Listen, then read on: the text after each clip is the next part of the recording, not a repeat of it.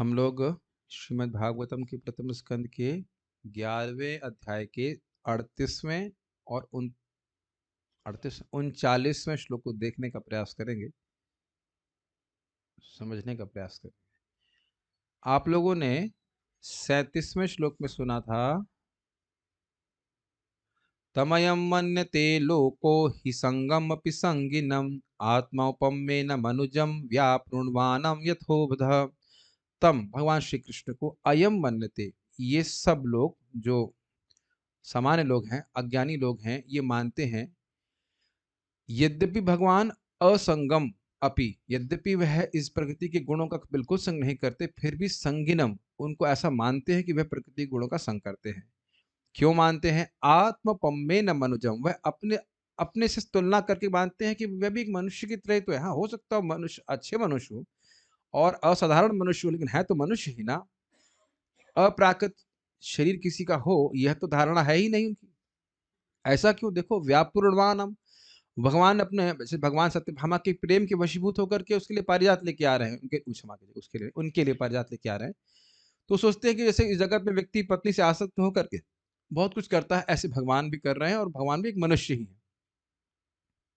क्या उनको समझ में नहीं आता है? कहते हाँ, यतः अबुधा, क्योंकि वह अबुधा, उनके पास बुद्धि ही नहीं है। बुद्धि होती तो समझ में आता कि आचार्यगण किस प्रकार से व्याख्या कर रहे हैं भगवान की लीलाओं का। ठीक है। कभी कभी हम लोग सोचते हैं कि वो लोग अबुद्ध हैं, लेकिन हमको समझना चाहिए कि हम लोग अबुद्ध हैं और प्रबुद्ध तभी होंगे जब हम प्रामाणिक रूप से श्रवण करेंगे, बारंबार श्रवण करेंगे, तब बात समझ में आएगी कि किस प्रकार से भगवान की हर कार्य दिव्य है, यद्यपि वह मनुष्य जैसे लगते हैं। ठीक है। अब कोई व्यक्ति आश्चर्य करेगा, भाई ऐसा कैसे हो रहा है? अरे वो तो 16,000 के साथ है भाई, 16,108 सुंदर सुंदर पत्नियों के संग है, खूब खा रहे हैं, पी रहे हैं, इत्यादि इत्यादि। अब ये कैसे माना जाए कि भाई ये प्रकृति के परे हैं? कैसे माना जाए? तो इस बात को वह इस श्लोक से समझा रहे हैं, एक दृष्टांत के द्वारा समझा रहे हैं। देखो, भगवान को सब लोग नहीं देख रहे हैं, लेकिन भगवान के भक्तों को तो देख रहे हैं ना। तो बेसिकली इस बात में, इस श्लोक में ये बोलेंगे कि देखिए, आप देखते हैं ना कि जगत में भगवान के भक्त रहते हैं। जो व्यक्ति, जो प्रतिवादी है, वो कहे कि किस प्रकार से भगवान प्रकृति में रह करके प्रकृति के परे रहते हैं, मानो भगवान की बात ना समझ पाए। तो यहाँ पे सूत गोस्वामी जी कह रहे हैं, यह तो आप साधु संतों को देखे है ना, भक्तों को देखते हैं ना कि जगत में रहते हैं, लेकिन जगत के नहीं रहते। यद्यपि वह जगत में हैं, लेकिन जगत में आसक्त नहीं रहते। क्यों? क्योंकि उनकी बुद्धि को भगवान को समर्पित कर देते हैं। वह तो आत्मा के आनंद में ही रहते हैं। भाई हम तो सुखदेव गोस्वामी जी के बारे में तो सुन ही रहे हैं। तो जब उनके भक्त अपनी बुद्धि को भगवान के चरणों में समर्पित करके, यद्यपि वह इस जगत में रहते हैं, फिर भी जगत के होके नहीं रहते, अनासक्त रहते हैं, तो फिर भगवान का तो कहना ही क्या। क्या मैं इतना समझ में आ गया? ठीक है, तो उसी को बात बता रहे हैं। श्लोक में देखिए, श्लोक देखिए, एतद ईशनम ईशस्य एतद् ईशनम् ईशस्य प्रकृतिस्थोऽपि तद्गुणैः प्रकृतिस्थोऽपि तद्गुणैः न युज्यते न सदात्मास्थैर् युज्यते सदात्मास्थैर् यथा बुद्धिस्तदाश्रया। यथा बुद्धिस्तदाश्रया। एतदीशनमीशस्य एतद् ईशनम् ईशस्य प्रकृतिस्थोऽपि तद्गुणैः प्रकृतिस्थोऽपि तद्गुणैः न युज्यते न सदात्मस्थैर् युज्यते यथा सदात्मस्थैर् बुद्धिस्तदाश्रया। यथा बुद्धिस्तदाश्रया। एतदईशनमीशस्य प्रकृतिस्थोऽपि तद्गुणैः एतद् ईशनम् ईशस्य प्रकृतिस्थोऽपि तद्गुणैः न युज्यते सदात्मस्थैर् यथा बुद्धिस्तदाश्रया। न युज्यते सदात्मस्थैर्यथा बुद्धिस्तदाश्रया।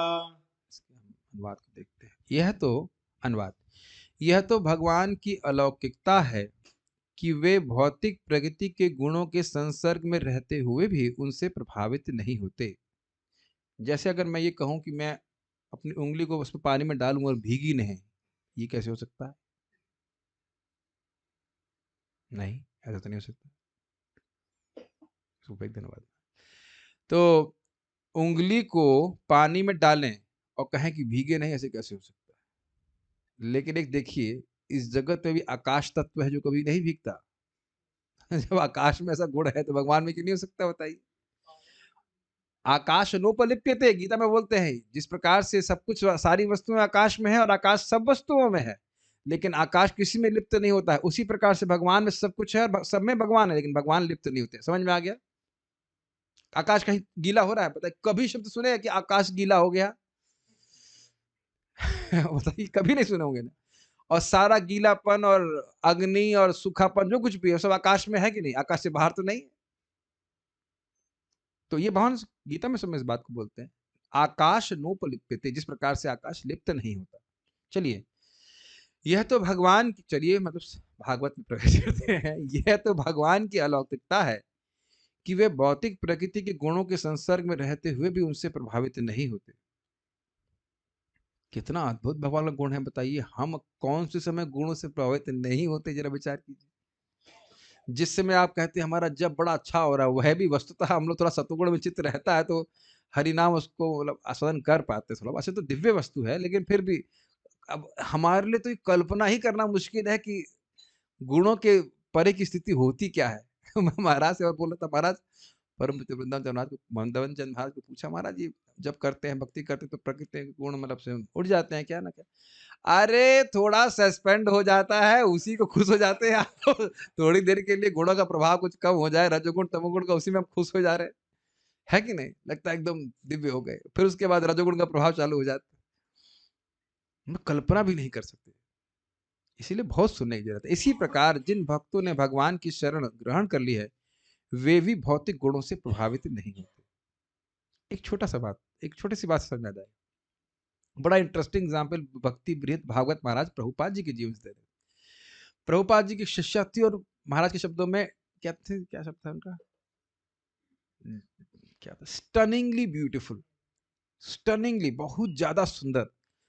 तो वो आई, प्रभुपाद भागवत क्लास दे रहे थे और वो आई, आकर के ऐसे चल करके जाके जन का स्थान में बैठ गई। तो प्रभुपाद जी क्लास देते समय भी उनको उनकी प्रभुपाद की आंख पूरी तरह से फॉलो करी। प्रभुपाद बोल रहे हैं लेकिन पूरा, और सब लोग देख रहे हैं प्रभुपाद जी को, टीचर को सब देखते हैं कि कहाँ आंख जा रही, क्या कर रही है, पूरा उसको फॉलो किया। और प्रभुपाद जी देख रहे हैं उसको। फिर प्रभुपाद जी बोले कि you are seeing her for their sense enjoyment, I am seeing her for Krishna's enjoyment. तुम उस स्त्री, सुंदर स्त्री को देख रहे हो अपनी इंद्रिय तृप्ति के लिए, और मैं उसे देख रहा हूं कृष्ण की इंद्रिय तृप्ति के लिए। ये समझना होगा कि देखिए, जो ब्रजवासी भक्त, शुद्ध भक्त है, उनका हर कार्य डिफॉल्ट मोड कृष्ण की इंद्रिय तृप्ति के लिए ही होता है, चाहे वो कुछ भी करे। वो देख रहे हैं, सूंघ रहे हैं, सुन रहे हैं, कुछ कुछ भी है वो है कृष्ण के लिए ही है। हमारे लिए डिफॉल्ट मोड तो जानते हैं, बताने की जरूरत नहीं है। जो कुछ भी कर रहा है, सूंघ रहा है, खा रहा है, कुछ भी, वो अपनी इंद्रिय तृप्ति के लिए, तो हमारे लिए समझना ही मुश्किल है। वो तो हम सोच कर मतलब सचेत होकर सोचते हैं कि हाँ भाई ये कृष्ण के लिए है, लेकिन अब प्राय तो हम यही सोचते हैं ना, डिफॉल्ट मोड हमारा यही है। तो ये मैं एग्जाम्पल क्यों दिया, भगवान के भक्त, समझ गया ना एग्जाम्पल क्यों दिया? जगत में रहते हुए भी वो कार्य वैसा लग रहा है कि सेम है, लेकिन वो कार्य बिल्कुल वो दिव्य चेतना में रहते हैं, क्योंकि बुद्धि भगवान को समर्पित हो रही। चलिए पहले श्लोक को देखिए। एतद मतलब यह, ईशनम ईशस्य, ईशस्य मतलब षष्ठी विभक्ति, भगवान का, ईशनम अर्थात यह उनकी अलौकिकता है। एतद ईशस्य ईशनम, अरे यही तो भगवान की अलौकिकता है, यही तो उनका चमत्कारिक गुण है। क्या? प्रकृतिस्थो अपि, प्रकृति में स्थित होते हुए भी, तद गुण ना युज्यते, उनके गुणों से, रजगुण तमगुण सतगुण किसी से भी वह संबंध नहीं रखते। किस प्रकार? यथा सदा आत्मा स्थिर, एक अर्थ है बता रहा हूं, सदा आत्मा स्थिर को प्रपात कहते हैं कि शाश्वतता में नियोजित रहने वाली, बेसिकली जो जो त्रिगुणातीत हैं, जो भगवान के भक्त हैं, जो अपने आप को आत्मा के रूप में पहचान करते हैं, भगवान के सेवक के रूप में पहचान करते हैं, शरीर से अपनी कोई पहचान नहीं करते। यथा बुद्धिस तद आश्रय, जिस प्रकार से जो आत्मा में ही आनंद लेने वाले हैं, भगवान की भक्ति में ही आनंद लेने वाले हैं, जिस प्रकार से उनकी बुद्धि गुणों में युज्जित नहीं होती, यद्यपि वह प्रकृति में स्थित रहते हैं। क्यों? तद आश्रय, क्योंकि वह कृष्ण का आश्रित होते हैं, कृष्ण को समर्पित होते हैं। क्योंकि उनकी बुद्धि कृष्ण को समर्पित है, बेसिकली बुद्धि भगवान में आसक्त है, इस कारण से वह जो सदा सदा आत्मस्थिर, आत्मस्थ समझ रहे हैं, आत्मा में स्थित, अपने स्वरूप में स्थित जो भक्त हैं, उनकी वह यद्यपि प्रकृति में स्थित है, अर्थात बाह्य रूप से जगत में है, लेकिन वह भी गुणों का संग नहीं करते। क्या कठिन है? माम चो य अव्यभिचारेण भक्ति योगेन सेवते सगुणान समतीत्यतान ब्रह्म भूया कल्पते। जो मेरी शुद्ध भक्ति में लगता है और कभी उसका पतन नहीं होता है, तो वह तुरंत ही गुणों को पार कर जाता है। तो गीता का श्लोक आप जानते हैं, तो यद्यपि लग रहा है वो यहाँ का है, लेकिन वो यहाँ का नहीं। ओहो। तो अगर ऐसे भी कहें बहुत सिंपल इंग्लिश में शब्दों में, you are where your consciousness is. हम वहां हैं जहां हमारी चेतना होती है।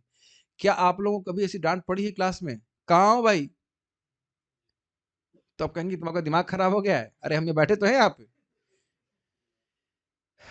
लेकिन मन कहाँ गया हुआ है। और आप देखिए कि अगर मान लीजिए क्लास है और क्लास की विषय वस्तु में मन है, तो मन बड़ा प्रसन्न रहता है। और मान लो मन बहुत क्षुब्ध है, परेशानी किसी कारण से मन नहीं क्लास में लग रहा है, तो भले शरीर बैठा हुआ है लेकिन मन कहीं और चला गया। क्या इसका अनुभव हुआ नहीं आपको? तो इसी का तो अनुभव होता है इसका सुबह से शाम तक यही तो होता है। यहाँ तक कि भौतिक कार्य करते हुए भी व्यक्ति का मन कहीं और चला जाता है। ऐसा मत सोचिए आध्यात्मिक कार्य में मन भागता ही रहता है इधर उधर, है कि नहीं? अब कहने हैं मान लो जिसकी बुद्धि और मन भगवान में ही लगा हुआ है, तब अच्छा ऐसे भी तो समझने का प्रयास, कभी आपने देखा हम लोग ऐसे हो जाते हैं ब्लैंक, तो सामने से कितने लोग निकल जाएंगे, आपसे पूछो कोई क्या है, तो पूछे कहाँ हूं भाई। मैं समझाने का ये प्रयास कर रहा हूं कि यद्यपि व्यक्ति रहता है उस जगह, वो रहता नहीं वहां पे। ये सब हम प्रयोग जगत में देखते हैं, खुद पे भी अनुभव करते हैं, सामने वालों पे भी अनुभव, समझ पा रहे हैं?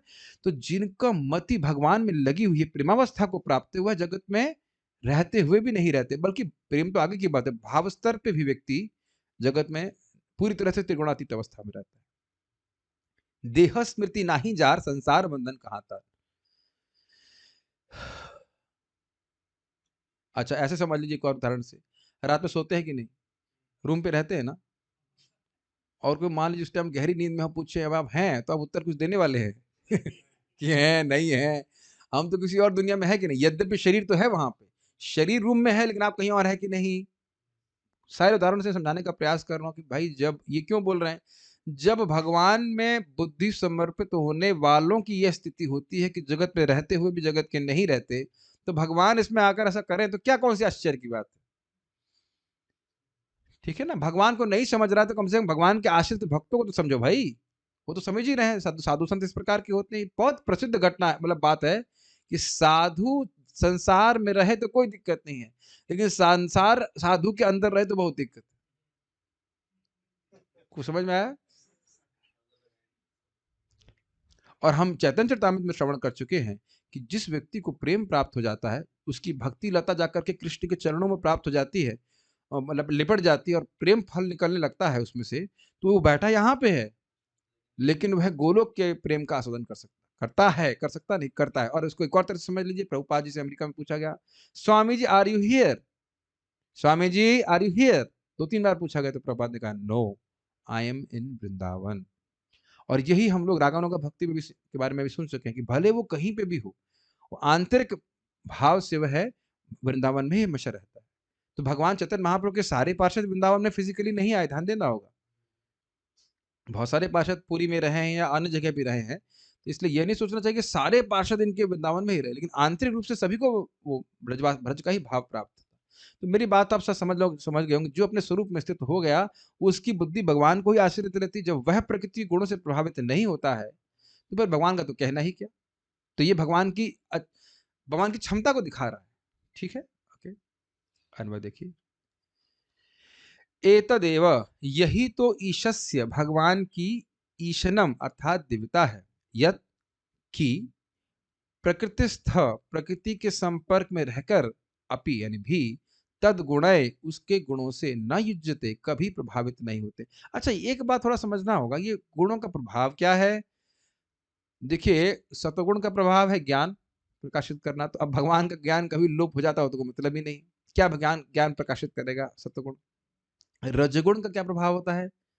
काम वासना, भोगने की इच्छा, वह भी भगवान में निर्मित नहीं होती। और तमगुण, प्रमाद, निद्रा, आलस्य, वह भी भगवान को नहीं, भगवान तो सोते हैं। भगवान का एक नाम आपने सुना था ना, क्या? नैमिष अनिमिषा क्षेत्र, अनिमिष, उनकी पलक कभी झपकती नहीं, अर्थात बाहर रूप से भले लग रहा है कृष्ण सो रहे हैं, लेकिन कृष्ण कभी नहीं सोते। कौन तो एक भक्त बता रहे थे कि हाँ, रात्रि में कृष्ण सोते हैं। एटलीस्ट दैट्स व्हाट यशोदा माता थिंक्स। कृष्ण रात में सो रहे हैं, यह माता यशोदा सोचती हैं, सोचते हैं कृष्ण सो नहीं रहे होते। रासलीला इत्यादि में संलग्न रहते हैं रोज। कृष्ण सोते होते नहीं है, सोने काम बिजनेस नहीं कृष्ण का। तो प्रभु जी रोज तो हम डेटीज को सुलाते हैं, that's what you think. Krishna is always active. जिस दिन कृष्ण सो गए तो हम कैसे काम, हम तो चल ही रहे। परमात्मा के रूप में तो भगवान एक्टिव है ही। चलिए, मतलब हम थोड़ा सा विनोद में बोल, यह था जिस प्रकार सदा आत्मस्थै शाश्वतता में स्थित रहने वालों। शाश्वतता का समझ गए मतलब? क्या अभी आप समझिए, क्या अभी हम लोग शाश्वतता में स्थित हैं? नहीं है। हम तो अपने आप को शरीर मान रहे हैं, शरीर शाश्वत नहीं है। हम तो अभी क्या किस में स्थित हैं बताइए? हम लोग अशाश्वतता में स्थित हैं, नश्वरता में स्थित हैं, यद्यपि हम नश्वर नहीं। तो शाश्वतता में स्थित रहने वाले जो प्रभुपाद अनुवाद कर रहे हैं, इसका अर्थ समझ में आ रहा है, अपने स्वरूप में स्थित हो गए। ये स्पेशली भाव ऑनवर्ड्स बात हो रही है। अभी हम लोग ऐसी स्थिति में नहीं है। अब तो देख ही रहे, संसार में ही हैं और संसार हमारे हृदय में भरा हुआ है, तो इसलिए हमारे वर्णन नहीं हो रहा है। हमारी अब ये नहीं कह सकते कि बुद्धि एकमात्र एकांतिक रूप से कृष्ण में जा रही है, ऐसा आप नहीं कह सकते। ठीक है ना? तो लेकिन जिन लोगों का इस प्रकार का रहता है उसकी बात कर रहे हैं। तत्आश्रया, उन भगवान को ही अपना आश्रय स्वीकार करने वालों की। समझ में आ गया? मैं कृष्ण का दास हूं, ये अवेयरनेस हमेशा रहती है, कृष्ण के ही वो आश्रित रहते हैं। बुद्धि न युज्यते, उनकी बुद्धि प्राकृत गुणों से लिप्त नहीं होती, उनकी बुद्धि को सतोगुण के प्रकाश की जरूरत नहीं है।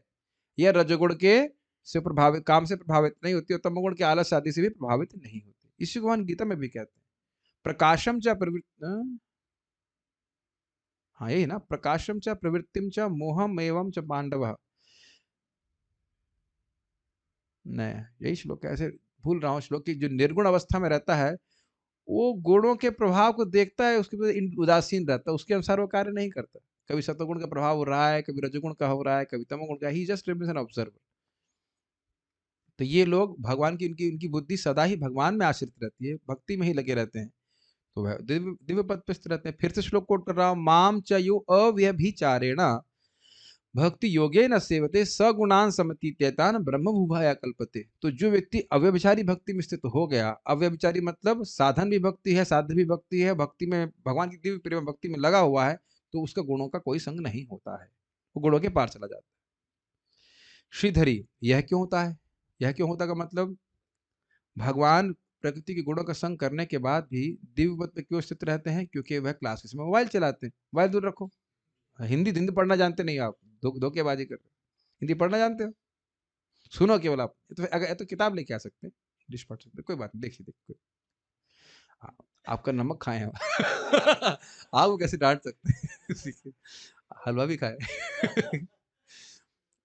कल पतला खिचड़ी में घी भी नहीं देगा, दिक्कत, नमक ही नहीं देगा, पानी में रह के मगर से बैर नहीं कर सकते। मगर मगर नहीं, मतलब जस्ट एक एग्जांपल।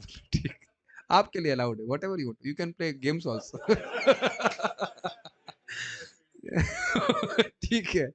यह क्यों होता है? यह क्यों होता का समझने अर्थ क्या हुआ कि भगवान, ये कैसे समझ में आया कि भगवान दिव्य रहते हैं, प्रकृति के गुणों में स्थित रहते हैं? इस पर, इस प्रकार की अपेक्षा होने पर, एक्सपेक्टेशन होने पर, ऐश्वर्य का स्वरूप इत्यादि श्लोक से कहते हैं। ऐश्वर्य को,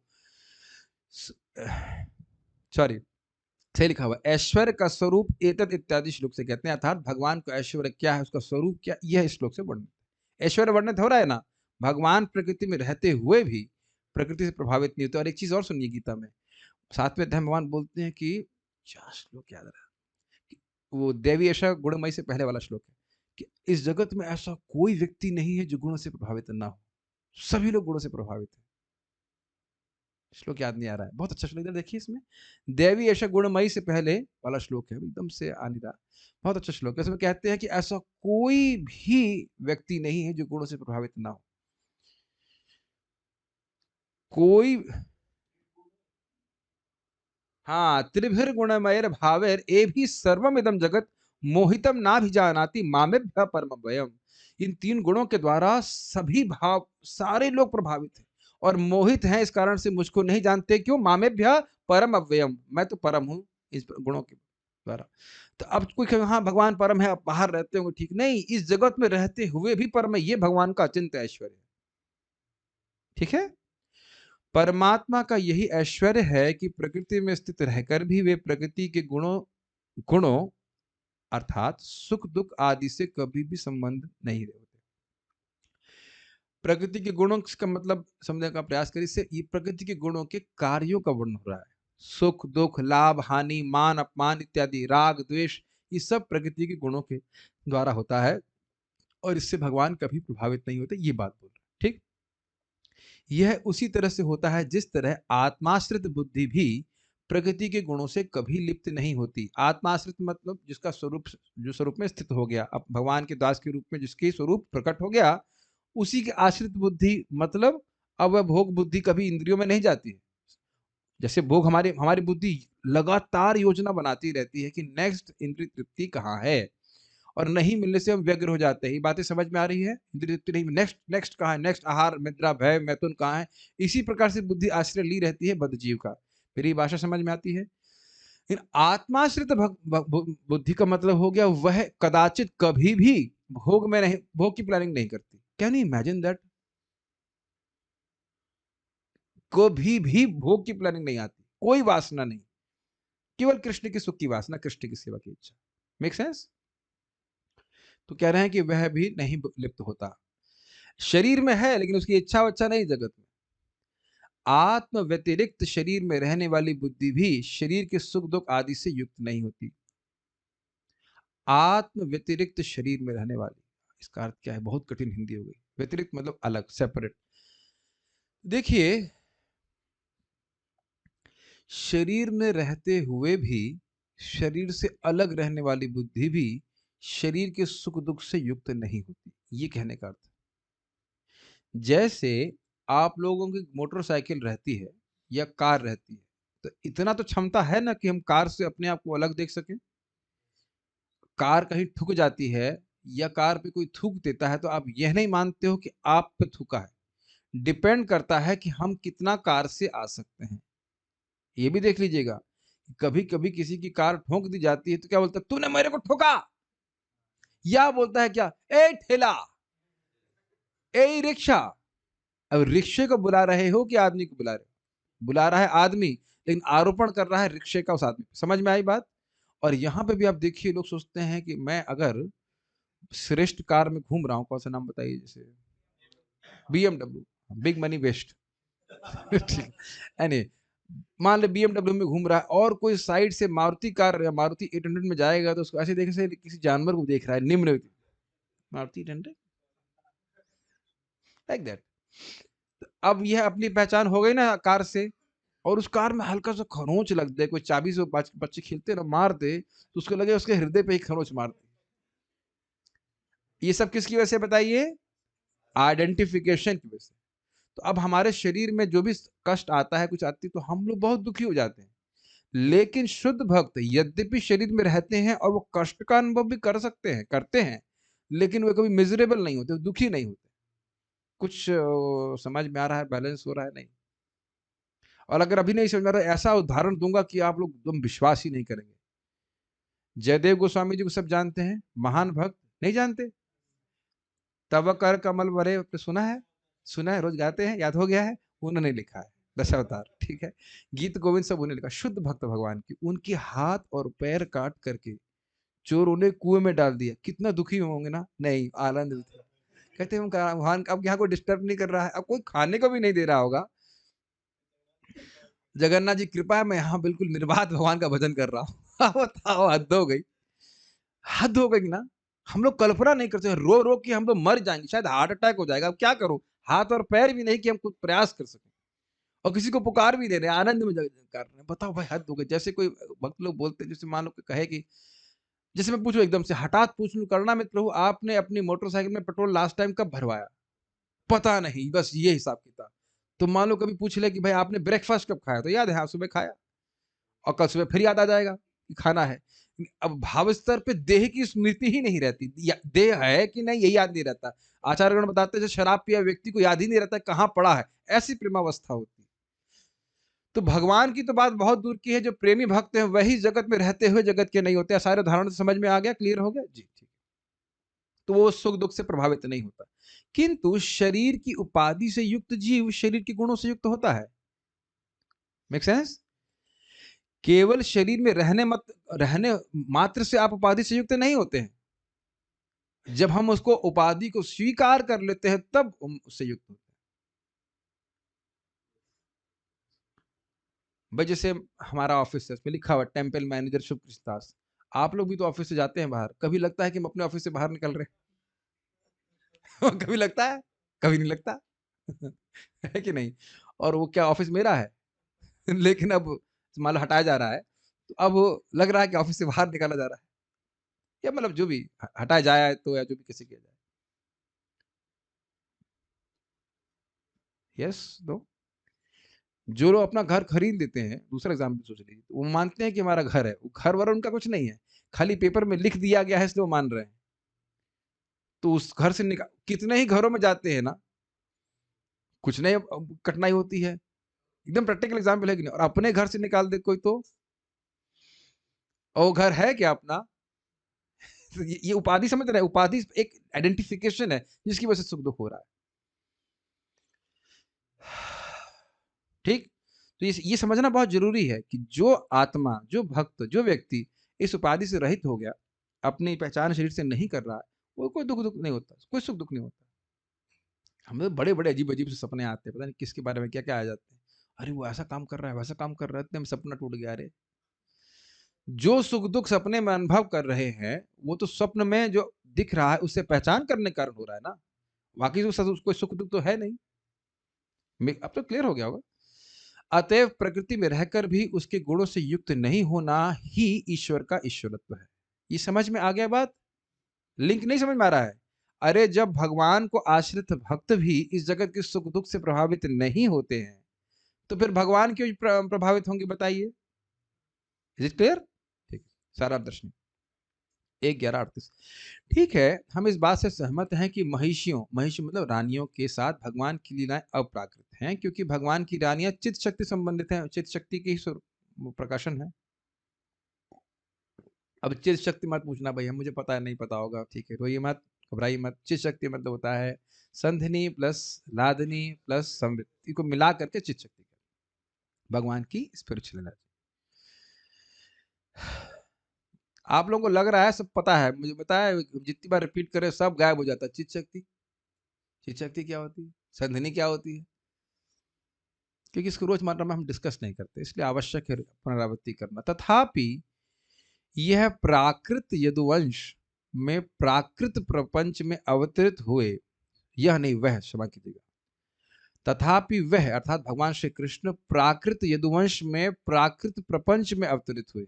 भाई यदुवंश तो सारे लोग तो चित्त शक्ति के विलास नहीं है, मान लो कोई अपेक्षा करे इस प्रकार से, और कोई कहे कि भाई इस जगत में ही तो यदुवंश है, तो भौतिक यदुवंश में भौतिक जगत में अवतरित हुए भगवान, तथा जरासंध आदि असुरों से संबंधित रूप आदि प्राकृत विषयों को अपने नेत्र एवं कर्ण आदि इंद्रिय द्वारा अनुभव भी किए।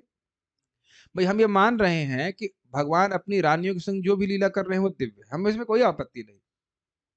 अब जरासंध को मार रहे हैं तो जरासंध भी दिव्य है, जरासंध की गाली नहीं सुन रहे हैं, ए कृष्ण तुमसे मैं युद्ध नहीं करने वाला, तुम तो हमारे रथ, हमारे क्या युद्ध से छोड़ के भाग गया था, रण छोड़ कहीं के, तो ये सब गाली दे रहा है तो कृष्ण नहीं सुन रहे हैं क्या? सुन रहे हैं। और अन्यथा भी जब जरासंध आकर कुछ झगड़ा कर रहा है, युद्ध कर रहे हैं, तो क्या कृष्ण उसको नहीं देख रहे हैं? देख रहे हैं, सुन रहे हैं, हाथापाई भी जो कुछ भी कर रहे हो, तो वहां तो आप ये नहीं कह सकते कि वह चिद वस्तु का संपर्क कर रहे हैं। इसका मतलब है निश्चित ही वह प्राकृत गुणों का संग कर रहे हैं। ऑब्जेक्शन समझ में आ रहा है? एकदम कोर्ट केस की तरह चलाते हैं आचार्यगण, बड़ा सुंदर तरह से। ये कभी सोचा भी नहीं होगा ना आपने, है ना? कितने लोगों ने पढ़ा था इसको? एक व्यक्ति, दो व्यक्ति, तीन। तो जी इसके पैसे नहीं मिलते ना। पैसे मिलते तो हम पढ़ लेते। अब ज्ञान कौन पढ़ने वाला, ठीक है आप पढ़ा देते हैं फ्री में तो कोई दिक्कत नहीं। अब बताइए डांटे कि ना डांटे? नहीं डांटते, आगे बढ़ते हैं। ठीक है। ठीक है, चलिए आगे पढ़ते हैं। ईशस्य अर्थात भगवान का ईशनम अर्थात यही ऐश्वर्य। ईशस्य समझ गया, षष्ठी विभक्ति। ईशस्य ईश का अर्थात भगवान का ईशनम अर्थात यही ऐश्वर्य। क्या ऐश्वर्य है? कि प्रकृति में स्थित होते हुए भी वह प्रकृति के गुणों से प्रभावित नहीं होते। हाँ पूछिए माइक पे। प्रकृति में स्थित होते हुए भी वह उसके गुणों से संपर्क नहीं करते। चलिए बोलिए। माइक काम नहीं करेगा, माइक काम नहीं कर रहा, जल्दी बोलिए। चलिए बोलिए। हाँ भगवान दिव्य हैं, पूरी तरह स्पिरिचुअल। अब एक प्रश्न ये है कि जब भगवान पूरी तरह दिव्य है और असुर पूरी तरह मटेरियल हैं, तो भगवान को स्पर्श कैसे कर पा रहे हैं? तो यही तो बात हो रही है। ना सिर्फ वह भगवान को स्पर्श कर पा रहे हैं, अभी तो भगवान भी उनका स्पर्श कैसे कर रहे हैं? ये तो सोचने वाली बात। भगवान की यही तो ऐश्वर्य की बात हो रही, अचिंत शक्ति। अरे ये छोड़िए, ये बताइए आत्मा को काटा नहीं जा सकता कि नहीं? तो बाण कैसे लग रहा है कृष्ण को? हाँ तो वो लीला, ये लीला नहीं है। ऑब्वियसली भगवान अपनी अचिंत शक्ति से अपने को प्रकट कर देते हैं, जिससे जरासंध इत्यादि भगवान को देख लेते हैं। ध्यान दीजिएगा, लेकिन भगवान के माधुर्य का अनुभव नहीं कर पाते। देख जरूर रहे हैं, लेकिन भगवान की जो मधुरता है उसका अनुभव नहीं कर पाते। उसको भगवान फ्रीज कर देते हैं, होल्ड कर देते हैं। यह गुण कैसे हैं, मतलब प्रकृति गुण कैसे हैं? तो इस पर कहते हैं आत्मस्थई, अर्थात उन्हीं में स्थित है। अब देखिए आत्मस्था का अर्थ थोड़ा अलग ले लिया है चक्रवर्ती पाद। श्रीधर स्वामी क्या कह रहे हैं? जो आत्मा में स्थित है व्यक्ति वो, और यहां चक्रवर्ती बात कह रहे हैं कि यह गुण उनमें ही स्थित है। कितना देख रहे हैं सुंदर अर्थ है ना। यद्यपि ये गुण भगवान कृष्ण में ही स्थित है। भगवान बोलते ही ना भाई भगवान से बाहर तो कुछ है नहीं, जगत भी भगवान के अंदर है, तो प्रकृति के गुण भी भगवान के अंदर है। यद्यपि इन गुणों, ये गुण भगवान के अंदर है और भगवान इन गुणों के अंदर है, लेकिन फिर भी इनसे प्रभावित नहीं होते। लहो जी आज तो कुछ समझ नहीं आ रहा है। बेसिक बात ये समझनी है कि भगवान इससे प्रभावित नहीं होते। वह गुणों में स्थित हैं तथा गुण भी उनमें स्थित हैं, परंतु उनका गुणों से कोई संपर्क नहीं है। देखिए इसको बहुत सिंपल तरीके से समझ लीजिए। ये ग्लास जिसमें पानी भरा हुआ है, ये आकाश में स्थित है कि नहीं? और आकाश इसमें स्थित है कि नहीं? लेकिन आकाश गीला हो रहा है। समझ में आ गया है ना एकदम? जब आकाश एक भौतिक तत्व है, उसका ऐसा गुण हो सकता है, तो भगवान में क्यों नहीं? बताइए। हाँ वो अलग है, वो अलग है, लेकिन आप सही बोल रहे हो। वो भगवान उसको बोलते हैं पद्मम पत्रम इमाम भसा, गीता में बोलते हैं कि यहाँ वैसे एकदम रेलेवेंट है कि भगवान के भक्त, लेकिन अब वो अलग कंटेक्स्ट में है। वो श्रीधर स्वामी की टीका के अनुसार है कि भगवान के भक्त इस जगत में रहते हैं, इससे प्रभावित नहीं, लेकिन यहाँ कुछ अलग अर्थ ले रहे हैं। आत्मस्थ का अर्थ ही अलग लिया गया है कि प्रकृति के गुण भगवान के अंदर रहते हैं और भगवान प्रकृति के गुणों में रहते हैं, लेकिन उससे लिप्त नहीं होते। वहां पे आत्मस्थ का अर्थ दिया गया था कि आत्मा में स्थित, आत्मा में आश्रित बुद्धि वाले। ये थोड़ा अलग अलग अर्थ लिया जा रहा है। भगवान निर्गुण कहे जाते हैं, यद्यपि वह संपूर्ण प्रपंच के अधिष्ठान है तथा इसके नियामक हैं। भगवान निर्गुण कहे जाते हैं अर्थात दिव्य गुणों के गुणातीत कहे जाते हैं, यद्यपि यह संपूर्ण प्रपंच अर्थात जगत उनके अधिष्ठान है। मतलब अगर कहूं कि जगत कहाँ है, तो आप क्या बोलेंगे? भगवान में है। ये हम लोग प्रथम श्लोक में सुन चुके हैं।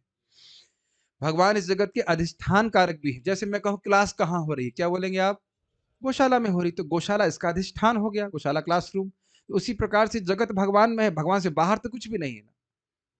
तो लेकिन फिर भी भगवान निर्गुण से लिप्त नहीं होते। समझ में आ रहा है? ठीक है। अब इसको प्रमाण देते हैं। साक्षी चेता केवलो निर्गुणश्च, अर्थात भगवान साक्षी हैं। साक्षी समझते हैं, सब कुछ देखने वाले, चेतना कॉन्शियस है। जैसे क्या ये वेबकैम साक्षी है, लेकिन चैतन्य नहीं है। भाई सीसीटीवी क्यों लगा रखा है? क्योंकि साक्षी हो जाए, प्रमाण, साक्षी प्रमाण बोला जाएगा ना वीडियो का, लेकिन ये चैतन्य नहीं है। तो भगवान वीडियो रिकॉर्डिंग तो कर रहे हैं और साथ साथ चेतना भी है।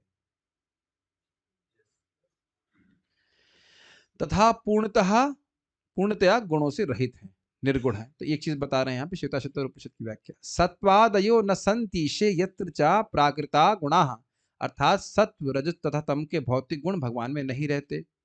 विष्णु पुराण से कोट कर रहे हैं। हरि ही निर्गुण साक्षात पुरुष प्रकृति पर, अर्थात भगवान हरि ही निर्गुण हैं और वे ही परम पुरुष हैं जो प्रकृति के परे हैं। भागवत 10.88.5। ये बड़ा सुंदर बात है। ये इसमें पूछा गया है कि भाई भगवान के भक्त तो भगवान के भक्त, भगवान है लक्ष्मीपति, और भगवान के भक्त प्रायः देखा जाता है कि वो थोड़े गरीब होते हैं, और शिव जी जो है फक्कड़ बाबा रहते हैं और उनके भक्त बड़े पैसे वाले होते हैं। ये क्या? तो वहां पे वो बात बोली जा रही है कि भगवान श्री हरि निर्गुण है और इस कारण से अपने भक्तों को भी निर्गुण कर ही देते हैं। तो बहुत अनावश्यक भोग भगवान प्रदान नहीं करते जिससे कि गुणों के प्रभाव में व्यक्ति पड़ा रहे। ठीक है, आगे बढ़ते हैं। जिस प्रकार तदाश्रय अर्थात भगवान ही जिसके आश्रय अर्थात विषय हैं, वैसे परम भागवतों की, हम लोग नहीं हैं, वैसे परम भागवतों की स्मरणवती बुद्धि प्रकृति में स्थित होते हुए भी अर्थात संतुष्टि स्तुति निंदादि एवं तृप्ति भूख प्यास एवं पीड़ा आदि व जागृति स्वप्न एवं सुषुप्ति आदि सत्व आदि गुणों के कार्य में स्थित होते हुए भी उनके प्रति उदासीन रहती है और उनसे लिप्त नहीं होती। बड़ा लंबा सेंटेंस है, समझने का प्रयास कीजिए। तदाश्रय का अर्थ क्या है? कि वह उस बुद्धि के आश्रय भगवान कृष्ण ही है, अर्थात विषय कृष्ण ही है। आश्रय मतलब जहां रहता है। बुद्धि कहाँ लगा रहे हो, ऐसे बोलते कि नहीं? तो बुद्धि कहाँ लगा रहे हो मतलब तुम्हारी बुद्धि कहाँ लगी हुई, कहाँ आश्रित है। तो तदाश्रय का अर्थ हुआ कि भगवान में ही जिनकी बुद्धि लगती। देखिए आसान बात नहीं, इसीलिए बोल रहे हैं परम भागवतों की स्मरणवती बुद्धि, अर्थात एक क्षण के लिए भी जिनका कृष्ण का विस्मरण नहीं होता, उनकी बात हो रही है। अब हमारे पर नहीं घटित होगा ये, हम लोग तो अभी संघर्ष में हैं। क्या ये बात समझ में आ रही है? क्या हम ऐसा हो सकता है कि हम कहने की तीनों लोकों का राज्य तुमको दूंगा अगर तुम आज आधे क्षण के लिए कृष्ण को भूल जाओ? अरे आधे क्षण, पूरा दिन, अरे पूरा जीवन ही भूल लेंगे। बाद में अब कहाँ कृष्ण भागे जा रहे हैं, अगले जन्म में आएंगे, है कि नहीं? ये स्थिति अद्भुत है कि नहीं? आधे क्षण के लिए कृष्ण को भूल जाओ और तुमको तीनों लोगों का राज्य देंगे, तो क्या बोलेगा? नहीं, हम ऐसा नहीं कर सकते। तो इस ऐसी स्थिति को बता रहे हैं। मतलब कभी कभी जितना भक्तों का गुणगान होता है तो लगता है कि मेरे बारे में हो रहा है, बद्धजीव की स्थिति होती है। शुद्ध भक्त तो हमेशा कृष्ण की इंद्रिय तृप्ति के लिए ही अपने जीवन को समर्पित करते हैं। तो लगेगा अरे ये तो मेरा नाम आ रहा है, इसमें नाम लिया नहीं जा रहा, लग रहा है मेरा ही वर्णन हो रहा है। नहीं, कोई वर्णन नहीं हो रहा है आपका ना मेरा। हम लोग अभी भोग में पड़े हुए हैं। वी हैव टू अंडरस्टैंड, हम लोग बस शुद्ध होने के लिए सब पढ़ रहे हैं। ठीक है, तो पहले ही समझ में आया। तदाश्रय का मतलब बस भगवान का ही स्मरण, भगवान का ही स्मरण। अनन्य विषयात्मा नाम सुन चुके हैं पांडवों के संबंध में। प्रकृति में स्थित होते हुए मतलब फिजिकली है जगत में, संतुष्टि स्तुति और निंदादि ये सब फंक्शंस हैं प्रकृति के गुणों के। संतुष्टि मन का फंक्शन है, मन में संतुष्टि होती है। स्तुति और निंदा आदि व्यक्ति सुनता है, उससे प्रभावित हो जाता है, होता है। आदि मतलब उसके संग जैसे तृप्ति भूख प्यास एवं पीड़ा आदि, ये जागृत अवस्था में व्यक्ति अनुभव करता है शरीर के द्वारा। और जागृति स्वप्न एवं सुषुप्ति, जागृति मतलब इसे जागृत अवस्था में जागृत है कि नहीं? हाँ, गुड। स्वप्नावस्था मतलब सोते हुए देख सपने देखते हैं, और सुषुप्ति मतलब जब स्वप्न भी ना आए। ये तीनों अवस्था से कहते हैं कि कॉन्शियसनेस की अलग अलग अवस्था है। जागृति अवस्था means conscious, not spaced out, conscious, ये सत्वगुण का वृत्ति है। स्वप्न अवस्था को रजगुण कहा जाता है और सुषुप्ति अवस्था तमोगुण में कही जाती है। तो इससे ये सब गुणों के भी जो स्थितियां हैं उसमें स्थित होते हुए भी उनके प्रति उदासीन रहते, मतलब इनडिफरेंट। आपको गाली दे रहा है, कुछ कर रहा है तो उसके प्रति इनडिफरेंट रहते हैं। अब मेरे को एक भक्त को बोला, भाई आप, हम भक्तों को देखते हैं यहाँ पे कि भाई निंदा आदि से प्रभावित हो जाते हैं। तो भाई हम लोग भक्त सुना बन गए हैं अभी, अभी तो हम प्रकृति के गुणों में रहकर भक्ति कर रहे हैं। तो प्रयास करना चाहिए कि ऐसा बात ना बोले जो किसी को खराब लगे। आप ये नहीं कह सकते हो कि आप भक्त बन गए हो तो उसको गाली देने का हमको अधिकार मिल गया। इसका फिर आप किसी के भक्त को दुख दुख पहुंचाएंगे तो फिर भगवान की तरफ से कठिनाई आ जाएगी व्यक्ति को। देखिए भगवान सब कुछ सह लेते हैं, भक्तों की निंदा भगवान के अपमान भक्तों का नहीं सहन करते। तो अब ये नहीं कह सकते कि आपको मैं गाली दे दूं, कहते आप तो भक्त हैं आपको सहन कर लेना चाहिए। ये कोई तरीका थोड़ा होता है, ये कौन सी बात हुई बताइए? ये कोई लॉजिक है? ये शास्त्र में ही तो बोल रहा है दूसरे को उद्वेग नहीं देना चाहिए। जब तक भाई जो कोई व्यक्ति पूरी तरह शरीर से ऊपर उठ गया तब तो कोई फर्क नहीं पड़ेगा, लेकिन ध्यान दीजिए उसको भी गाली देंगे तो बहुत हमको बहुत बड़ा प्रॉब्लम हो जाएगा। भगवान नहीं सहन करते। भक्त तो चलो ठीक है, कुछ नहीं बोलेंगे, ध्यान नहीं देंगे, लेकिन भगवान बैंड बजा देंगे अच्छी तरह से। तो किसी को भी गाली नहीं देनी चाहिए, क्या जरूरत है बताइए फालतू बात करने की। अनुद्वेग कर्म वाक्यम भी तो भगवान बोल रहे हैं, दूसरे को उद्वेग देने वाला वाक्य नहीं करना चाहिए। दिखा दूंगा तुमको मैं क्या कर सकता हूँ, इत्यादि इत्यादि, भय दिखाना है, सब नहीं करना चाहिए। लेकिन महान भक्त, एक छोटा सा एग्जाम्पल समझिए, बड़ा सुंदर, मैं इसीलिए आज समय लेके बोल रहा हूँ उस पर। नरोत्तम दास ठाकुर जी ब्राह्मण परिवार से नहीं थे जन्म के द्वारा, और महान आचार्य वे प्रेमी भक्त थे भगवान के, और उन्होंने ब्राह्मणों को भी दीक्षा दी। ब्राह्मण शिशु, उनका नाम क्या था, उनका रामचंद्र कविराज, वो ब्राह्मण परिवार से थे और उन्होंने नरोत्तम दास ठाकुर जी से दीक्षा लिया था, गुरु थे। तो अन्य जो स्मार्त ब्राह्मण थे उनकी बहुत बहुत निंदा करते, हाँ, नरोत्तम दास ठाकुर जी की। तो नर की क्या है, ऐसा क्यों कर रहा है, ये है। मैं समझता हूँ कायस्थ परिवार से थे, जहां तक कायस्थ परिवार से होकर के ब्राह्मणों को दीक्षा दे रहा है इत्यादि, कैसा दृष्टता है। तो नरोत्तम दास ठाकुर जी शरीर छोड़ दिए और वह उनकी निंदा की वजह से जो समझ समय आया सहज रूप से, और वो गोलोक चले गए। गोलोक चले गए, और जब उन्होंने देखा कि इधर इनकी निंदा हो रही है, तो वापस आ गए, वापस जीवित हो गए, उन लोगों को कल्याण करने के लिए जो उनकी निंदा कर रहे थे। आपका हम सब सोचने वाले हैं ऐसा। वैसे जब गोलोक जाने की स्थिति हो जाएगी तो ऐसी चेतना हो भी जाएगी, लेकिन अभी तो बिल्कुल ऐसी चेतना नहीं है, ठीक है ना। और फिर उन लोगों ने सरेंडर उनको किया, उनके आश्रित हुए। फिर उसके बाद फिर वह पद्मा नदी जाते हैं, पद्मा नदी में गए और वहां पे उनका शरीर पूरा दूध में परिवर्तित हो गया। तो देखिए लग रहा है बाह्य रूप से कि ये प्राकृत है, लेकिन वो अलग ही चेतना में, is not in this world, ठीक है। एग्जाम्पल दिया, और एग्जाम्पल यही पास का ही है। ब्रज में उद्धव उद्धव जी से ब्रज में विदुर मिले थे ना। हाँ, उद्धव जी से विदुर जी ब्रज में मिले, और जैसे ही भगवान कृष्ण के बारे में पूछा, तुरंत उसमें लिखा है तल्लोकः। विदुर जी उद्धव जी भगवान कृष्ण के बारे में सुनते ही उनके लोक में प्रवेश कर गए, भगवान के लोक में प्रवेश कर गए। उनकी चेतना उसी प्रकार की थी, ठीक है। उसी प्रकार यद्यपि भगवान प्राकृत इंद्रियों के प्राकृत विषयों को स्वीकार करते हैं, तथापि वह उनसे किंचित भी प्रभावित नहीं होती, क्योंकि वह उनकी आसक्ति से शून्य है, ठीक है। अगर असुर को भी टच कर रहे हैं, टच करने दे रहे हैं ऐसा कह लीजिए, तो भी असुर से प्रभावित नहीं होते। एक छोटी सी घटना समझिए, पहले भी सुना चुका हूं और बड़ी रोचक घटना है कि एक बार गोपियों को यमुना को पार करना था। ये बहुत अच्छा लगता है मुझे, बड़ी अच्छी कथा है। और उन्होंने कहा कैसे पार करें, पुल तो है नहीं। तो कृष्ण ने कहा ऐसा करो, यमुना जी के पास जाकर कहो कि कृष्ण ब्रह्मचारी। और गोपियों को ही कह रहे हैं, गोपियों के संग ही रास रचा रहे हैं कृष्ण, और गोपियों को कह रहे हैं कि यमुना में जाकर बोल दो कृष्ण ब्रह्मचारी है। अब जो भी कृष्ण की बात में विश्वास था वो गई, उन्होंने कहा कृष्ण ब्रह्मचारी, यमुना ने रास्ता दे दिया। बड़ा आश्चर्य हुआ, क्रॉस किया, दुर्वासा जी के पास गई, दुर्वासा जी को खूब भेंट दिया, मक्खन मलाई जो भी, जो खाना पाना जो भी था, खाना वाना दिया। और दुर्वासा जी भी स्वाहा आहा करे खा गए उसको अच्छे तरह। उसके बाद बोले अब वापस कैसे जाए, यमुना जी तो फिर रास्ता बंद कर दी है।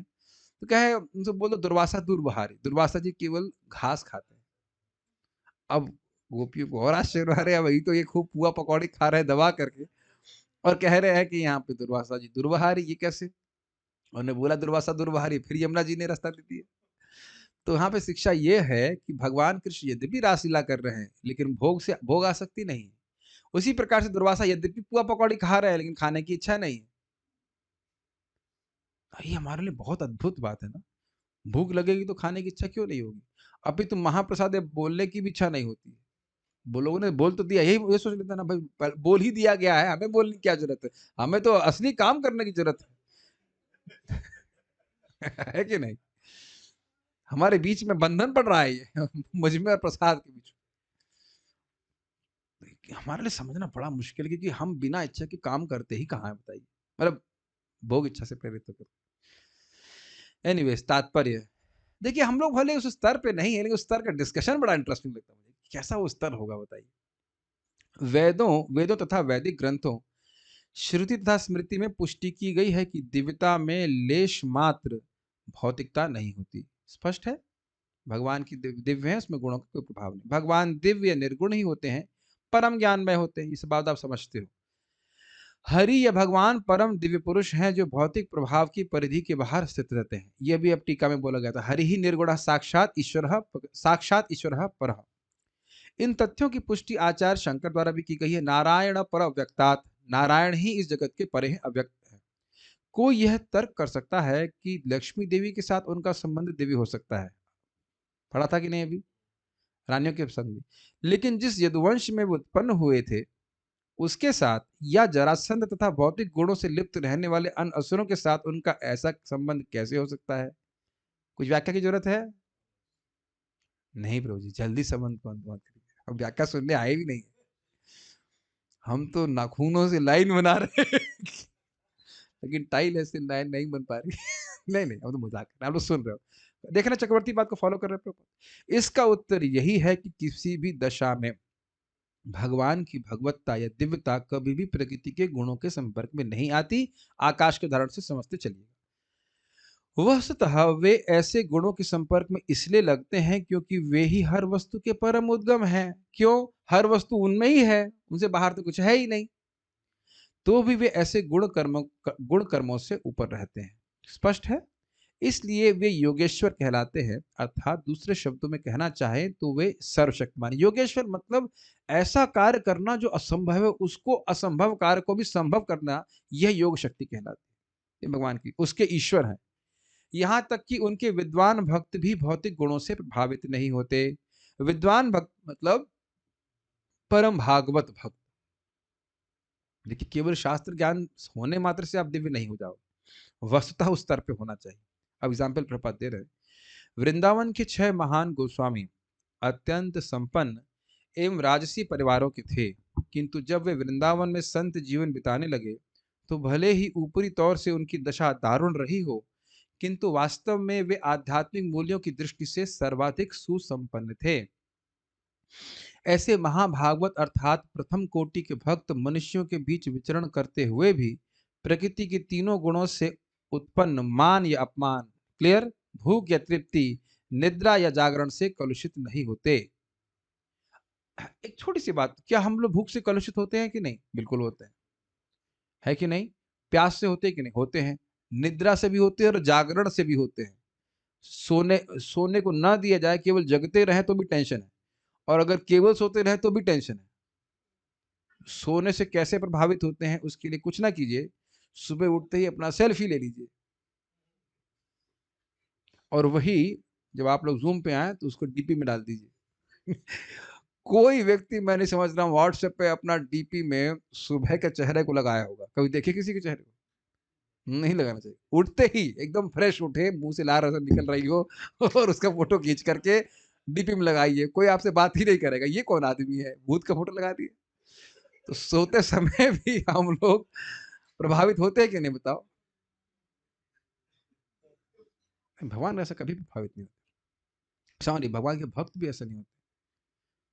इसी प्रकार एक छोटी सी घटना बताएंगे आपको, बड़ी इंटरेस्टिंग। सच्चिदानंद महाराज बता रहे थे कि प्रभुपाद जी रेस्ट कर रहे थे विदेश में कहीं पे रूम पे, तो ऐसा कुछ व्यवस्था थी कि वो पता नहीं कैसे कर रहे महाराज की पोल पे चढ़ के ना, किसी तरह चढ़ करके वो बाहर खिड़की के आए, और वो सो देख रहे थे कि मेरे गुरुदेव कर क्या रहे हैं। तो ऐसा लग रहा था कि प्रभुपाद जी सो रहे हैं, और प्रभुपाद जी अपनी एक आंख ऐसे खोले उनकी तरफ, और वो ग्लांस उनके पास गई, तो समझ गए कि तुम्हारा यहाँ पे और कोई काम नहीं, चले जाओ। और नीचे आके चुपचाप, वो जब ब्रह्मचारी थे उतारे। तो हमको लग रहा है कि शुद्ध भक्त सो रहे होते हैं, लेकिन वो सो भी नहीं रहे होते। कुछ नहीं कह सकते वो क्या चेतना है। भाई देखो, जो जागृति, सुषुप्ति और क्या था, स्वप्न, अब उससे पूरे परे की अवस्था, तुरिया अवस्था, मतलब वो नीचे कभी आएगा ही नहीं। आपको लग रहा है, हमको लग रहा है वो सो रहे हैं, वो सो कुछ नहीं रहे होते। ब्रह्मा जी भी सोते समय भगवान विष्णु से सृष्टि के लिए शिक्षा प्रदान प्राप्त करते हैं। अब वो तुरीय अवस्था जो होगा, त्रिगुणातीत अवस्था जब होगी किसी की, तब समझ पाएगा। हम तो कोई अंदाज भी नहीं लगा सकते ना बात। इसी प्रकार उनमें कुछ सांसारिक आचरण में रहकर भी उससे अप्रभावित बने रहते हैं। सॉरी सॉरी सॉरी, इसी प्रकार उनमें से कुछ सांसारिक आचरण में रहकर भी उससे अप्रभावित बने रहते हैं, जब तक जीवन में उदासीनताएं नहीं होती तब तक कोई आध्यात्म में स्थित नहीं माना जाता। थोड़ा पहले समझने का प्रयास कीजिए। ये जो 6 गोस्वामी गण थे, इनके पास भौतिक संपदा थी। स्पेशली अगर आप बात करें रूप गोस्वामी, सनातन गोस्वामी, तो अपार संपदा, मतलब बहुत ज्यादा। रघुनाथ दास गोस्वामी, बहुत संपदा। अब उसको छोड़ करके एकदम पेड़ के नीचे रहना, ये तो बुद्धिमत्ता नहीं है। कम से कम कोई घर तो बनाता है, 1 BHK 2 BHK कुछ तो करता है कि नहीं? सोचने वाली बात है। तो कुछ तो ऐसा विशेष मिला होगा जो उसके सामने ये सारी भौतिक संपदा एकदम नगण्य रह गई।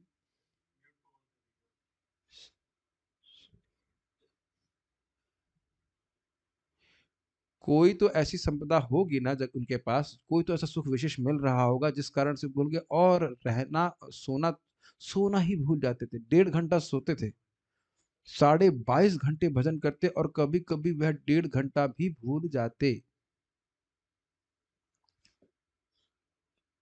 कब सोए थे लास्ट टाइम? और कोई कंपटीशन नहीं कर रहे थे कि हमारा रिकॉर्ड आए, हमारा नाम हो कि भाई अब 1.5 घंटा ही सोते थे इसका। और उसको कोई तपस्या भी नहीं मानते थे। रघुनाथ दास गोस्वामी जी है, देखिए हम तो गुण ही चर्चा कर सकते हैं। डोंट ट्राई एट होम, मर जाओगे। 3 दिन में एक छाछ का एक दोना छाछ पीते, और उसके बाद कहते, वो भी कहते कि मैं बहुत इंद्रिय तृप्ति कर रहा हूं। और हम लोग यहाँ घी सान सान खिचड़ी खा रहे हैं और सोच रहे हैं हम कितने विरक्त हैं, कितना त्याग कर रहे हैं। देख रहे हैं, मैं अपने भाष रहा हूँ, किसी और पे कटाक्ष हम अपने आप पे भी करते हैं, ऐसी बात नहीं। खा रहा है खूब सान सान करके, क्योंकि मैं एक बार खाता हूँ। एक बार में कितना खाते हो, चाहे 4 बार 3 बार के बराबर खा जाते हो, ये भी हो सकता है। पूरा गिरिराज बना करके आड़ियों और आड़ियों खा गए, एक बार तो खा लिया, लेकिन कितना खा गए, कैसे हैं लोग। मैंने सुना है प्रबोधानंद महाराज जी से, परम पूज्य महाराज जी से, जब वो ब्रह्मचारी थे, वो देखे आयन प्रभु केवल चावल को पानी में भिगो करके अर्पित करके खा लेते थे। भाई हम ये ना कर रहे हैं, ना करने के लिए बोल रहे हैं। आप बीमार हो जाओगे तो हमारी रिस्पॉन्सिबिलिटी नहीं है, लेकिन अब जो दिव्य अवस्था में है वो क्या करेगा, ये इस आप कह नहीं सकते। देखिए ये बात है, जिसका व्यक्ति का प्रेम बढ़ता जाता है भगवान के प्रति, उस स्वाभाविक रूप से वह सोना खाने के प्रति एकदम अनमनस्क हो जाता है। जैसे सोने खाने के प्रति अनमनस्क हो जाता है, वैसे ही निंदा आदि के प्रति भी वह अनमनस्क हो जाता है। भाई क्या फर्क पड़ता है? अरे हमारी स्थिति तो ये है कि कहे कि आपका ये मफलर खराब लग रहा है, तो अब हम कहेंगे हमारी निंदा करिए। ये भी हमारी स्थिति है, बुरा मत मानिएगा, लेकिन हम लोग ऐसा है, ऐसी स्थिति है कि हमारा जैकेट बहुत खराब है, तो जैकेट को बोल रहे हैं ना, आपने ऐसे मजाक कर रहा हूँ। आप प्लीज बुरा मत मानिएगा, लेकिन जैकेट को ही अच्छा बोल देता तो सोचता है हमारी प्रशंसा कर रहे हैं। आपकी जैकेट बड़ी अच्छी लग रही है, आपको क्या सुनाई पड़ा? आप बहुत अच्छे लग रहे हो, है कि नहीं? उसने बोला ए, आपको सुनाई पड़ा बी। देखे ना कितनी हमारी आसक्ति है। आपका चद्दर बड़ा अच्छा है, आप बड़े अच्छे हो, ये सुनाई पड़ता है ना। और सोचिए कोई इस प्रकार से निंदा पे निंदा किया जा रहा है, कोई फर्क नहीं पड़ रहा है। क्यों? मूल कारण क्या जरा बताइए। भगवान की भक्ति के आनंद में इतना विभोर है कि वो कोई मतलब ही नहीं है। ये बात क्लियर समझ में आ गई? ये बात इसीलिए कह रहे हैं भूख तृप्ति मान अपमान इत्यादि में नहीं। और जब तक व्यक्ति इनसे प्रभावित होता रहा या होता हो रहा है, वास्तविक रूप से आध्यात्मिक पद पे स्थित नहीं है। ये समझ लीजिएगा कि भक्ति करने से मान अपमान नहीं होगा, ये नहीं कहा जा रहा। गीता का एक श्लोक दिखा दी जिसमें से भगवान कहे हो कि भक्ति करोगे तो तुम्हारा मान अपमान नहीं होगा, तुम्हें हानि लाभ नहीं होगी और कुछ कठिनाई नहीं होगी। एक श्लोक दिखा दीजिए कहता। और कितने श्लोक भगवान बोल रहे हैं हानि लाभ में बराबर हो, वही बारंबार ओवर एंड ओवर रिपीट कर रहे हैं। उसको सहन करना सीखो। We can try to become indifferent. कभी आप देखेंगे कि सुबह एक ही दिन में एक व्यक्ति सुबह अपमान कर दिया और सुबह शाम को आपका कोई व्यक्ति सम्मान कर रहा है बहुत। कोई व्यक्ति पूरा दंडवत कर रहा है, कोई जूते मार रहा है या एटलीस्ट जूते मारने का पूरा प्रयास कर रहा है ना। तो अब अगर हम उसी में फंसे रहेंगे तो उतने समय के लिए कृष्ण से बुद्धि चली गई कि हट गई कि नहीं हट गई, बताइए। और एकदम झूठा है कि नहीं? हमारे जड़ स्वभाव का एनालिसिस कोई कर रहा है, हमको देख रहा है क्या, बताइए। कम से कम थोड़ा बुद्धि के द्वारा तो व्यक्ति को स्थिर करना चाहिए। और ये समझ लीजिए ये सबके संग होता है। एक महाराज जी है, नाम नहीं लिख सकता, सुबह वो ब्रश करने के लिए, बहुत अच्छे महाराज जी हैं। तो एक पता नहीं कहाँ से पागल कोई व्यक्ति ब्रह्मचारी आश्रम में आ गया होगा, जो भी आश्रम का भाग नहीं था, पता नहीं कहाँ से गेस्ट था क्या था, और वो को बोला ये सूखा सूखा क्या कर रहे हो जीवन में।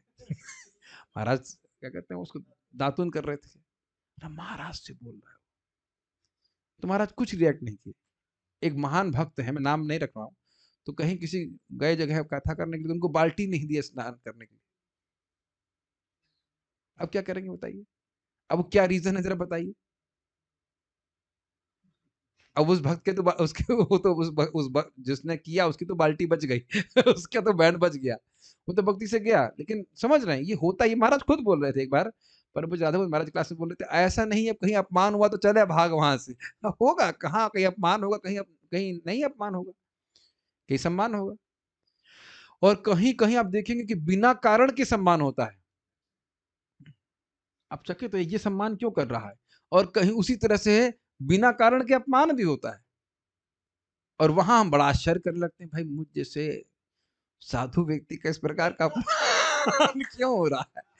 तो भगवान, भाई भगवान आपको कोर्स पढ़ा रहे गीता का, तो टेस्ट नहीं लेंगे, पेपर नहीं देंगे, है कि नहीं। और भगवान का सरप्राइज टेस्ट होता है। तो ये समझ रहे हैं, मैं खाली बोल रहा हूँ कि इन लोगों को तो प्रभावित होते नहीं, और हम लोगों को प्रभावित ना होने का अभ्यास करना चाहिए, भक्ति करते रहना चाहिए। और जो लोग घर में रह रहे हैं उनका पेपर तो घर वाले ही दे देंगे। क्या कर रहे हो तुम, टाइम बर्बाद कर रहे हो सुबह से शाम तक की भागवत कथा, जो कि सुबह से शाम तक नहीं हो रही है। सुबह से 24 घंटे बस भक्ति करते रहो, कुछ काम नहीं करना है क्या, छाती पे लह करके मूंग दलोगे। इत्यादि इत्यादि। तो हाँ मूंग दल करके हलवा बनाएंगे, भोग लगाएंगे भगवान को, जो भी। तो ये घर वाले ही आपको शुद्ध करने के लिए भगवान ने भेजे हैं, उसके लिए आपको निरुत्साहित होने की जरूरत नहीं है। वैसे बोलना आसान होता है, लेकिन बहुत कठिन होता है। ये बात समझ में आ गया। ये मत सोचे कि वो कुछ है, वो तो निमित्त मात्र है। तो बुरा तो देखो लगता है, आप मत सोचिए कि मेरे को गाली देगा तो मुझे बहुत अच्छा लगेगा, मैं कहूँगा ठीक है मैं तो आत्मा हूँ। नहीं होता भाई, नहीं हो पाता। बुरा लगता है, लेकिन अब इसका मतलब है कि हम अभी इसमें स्थित नहीं। दिव्यता तथा भगवान के पार्षद एक ही आध्यात्मिक धरातल पर रहते हैं, और उनकी महिमा सदा ही योग माया अर्थात भगवान की अंतरंग शक्ति के कर्म द्वारा पुनीत होती रहती। कहने का मतलब है भगवान श्री कृष्ण और उनके भक्त योग माया के प्रभाव में ही कार्य करते हैं।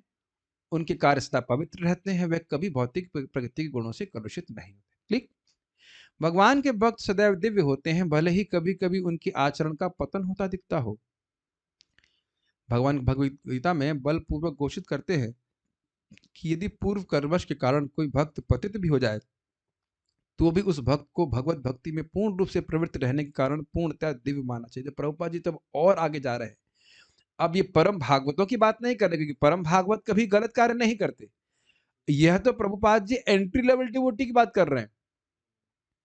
अपि चेत सुदुराचारो भजते मामानन्य भाग साधुरेव समन्तव्य सम्यक व्यवस्थितो हि सः।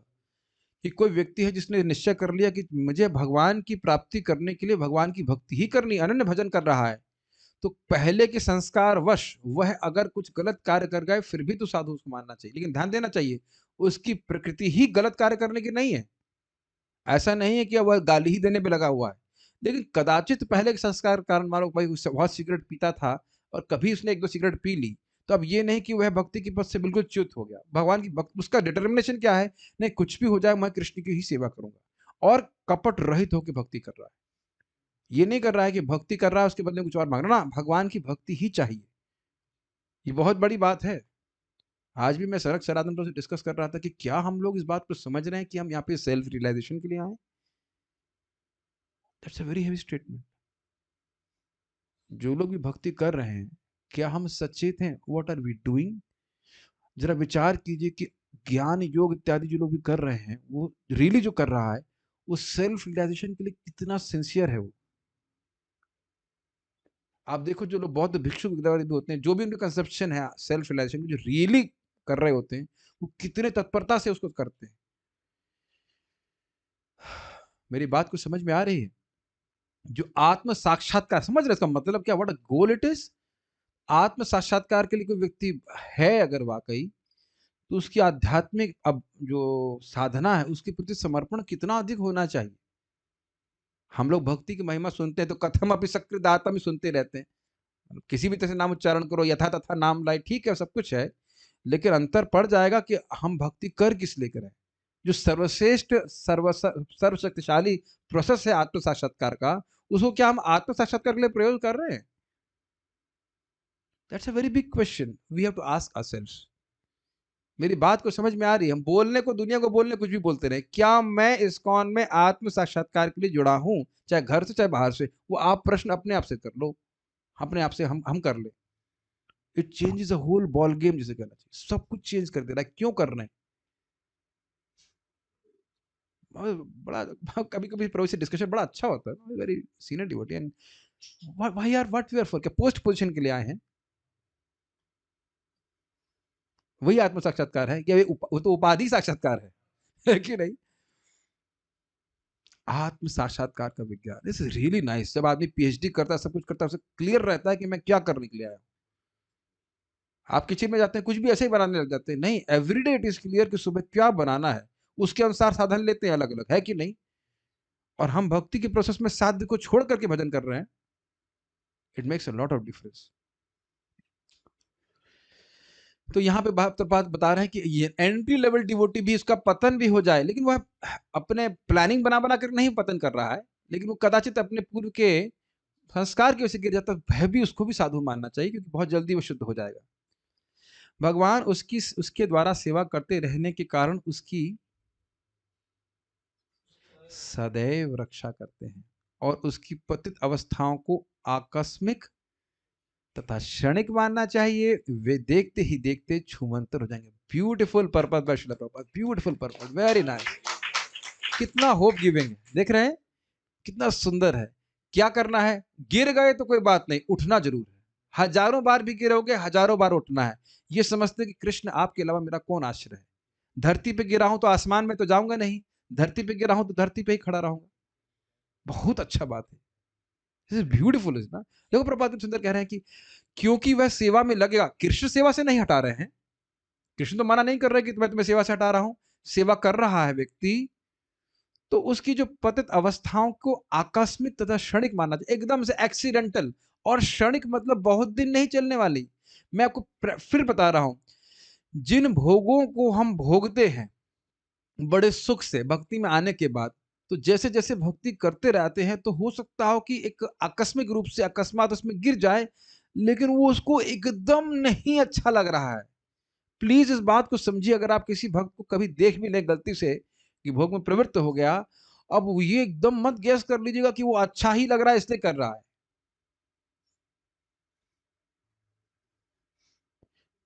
It's a very tricky thing you to understand. बहुत गंभीर भोग में भी प्रवृत्त हो गया, तो वो भी, वो अपने को उस भोग में होते हुए भी उसको हे मान रहा है। आहार का हो, चाहे निद्रा का हो, चाहे भय का हो, चाहे मैथुन का, चाहे कुछ भी हो, एनीथिंग और एनी एक्सटेंट। आप सुन चुके हैं, चक्रवर्ती पाद की टीका है, हिला देने वाली की दूसरी की स्त्रियों का भोग भी कर रहा है। हम ये नहीं कह रहे हैं ना, भगवान कह रहे हैं कि भोग करना चाहिए। कदाचित ऐसी स्थिति में पड़ गया तो भी उसको साधु मानना चाहिए। क्या बात कर रहे हैं आप भाई? वो ऐसा ओह, कहीं जो ए बोल रहा हूं यही सुनाई पड़ना। हम ये नहीं बोल रहे कि नियम भंग करना चाहिए कुछ भी। कदाचित वह अपने पूर्व के संस्कारों के कारण गिर पड़ा, तो इसकी बात की जा रही है। ऐसा नहीं कि अब जो कहे कि भाई हम, अब मतलब मंडे मंडे को ए और ट्यूसडे को बी, और तथा देहांतर प्राप्ति धीरे तदंतर हुई थी, देह के परिवर्तन से हम प्रभावित नहीं हो रहे। ऐसा नहीं, भोगी लोग नहीं, उनको भक्त नहीं कहा जा रहा है। न चाहते हुए बलपूर्वक पूर्व के संस्कार उसको गिरा दें, उसको भी साधु कहा जा रहा है। क्यों? सम्यक व्यवस्थित ही सह, उसका ये दृढ़ निश्चय है कि मैं भगवान की भक्ति करूंगा ही। अब बताइए, जब ऐसा व्यक्ति प्रकृति में स्थित होते हुए, जो महाभागवत नहीं, महाभागवतों का पतन नहीं होता है, उसको भी अच्छा बोला जा रहा है, तो फिर भागवतों को क्या कहना, फिर भगवान का तो क्या कहना? ठीक है, तो मुख्य बात है निरंतर भगवान की सेवा में व्यक्ति लगा हुआ है। देखते ही देखते छूमंतर हो जाएंगे। ये मुझे बहुत अच्छा लगा था। छूमंतर, भक्त को पता भी नहीं चलेगा और वो सब बुरी चाहे गई कहाँ, बस भगवान की भक्ति में लगा रहे। ठीक है, इस समझ में आ गया। हम सारा फिर से रिवाइज कर रहे हैं कि भगवान के भक्त भी भगवान की सेवा में लगे रह करके प्रकृति के गुणों में रहते हुए भी उनकी बुद्धि उसमें उसको छूती नहीं, प्रभावित नहीं होती, तो भगवान का कहना ही क्या। अब मैं आज नहीं पूछूंगा कि आप लोग अगला श्लोक सुनना चाहते हैं कि नहीं, और मैं काउंटडाउन भी नहीं करने वाला।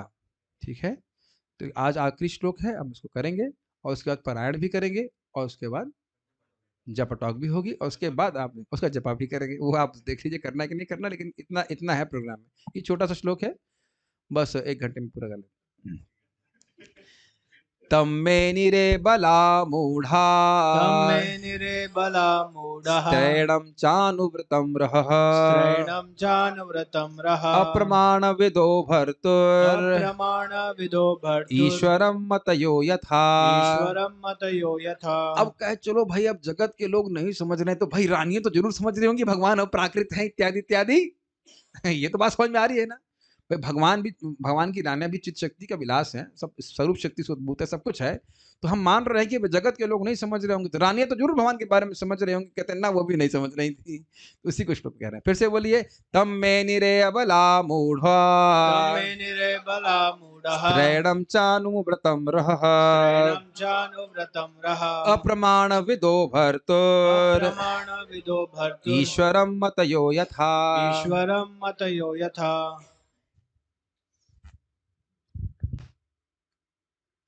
हाँ, अनुवाद। वे सरल तथा सुकोमल स्त्रियां सचमुच ही सोच बैठी कि उनके प्रिय पति भगवान श्री कृष्ण उनसे आकर्षित हैं और उनके वशीभूत हैं। तो मतलब स्त्रियां भी समझ नहीं पा रही थी कि ये दिव्य है। वे अपनी पति की महिमाओं से उसी तरह अनजान थी जिस प्रकार नास्तिक लोग परम नियंता के रूप में भगवान से अनजान रहते हैं। एक बात बहुत ध्यान से सुनिएगा।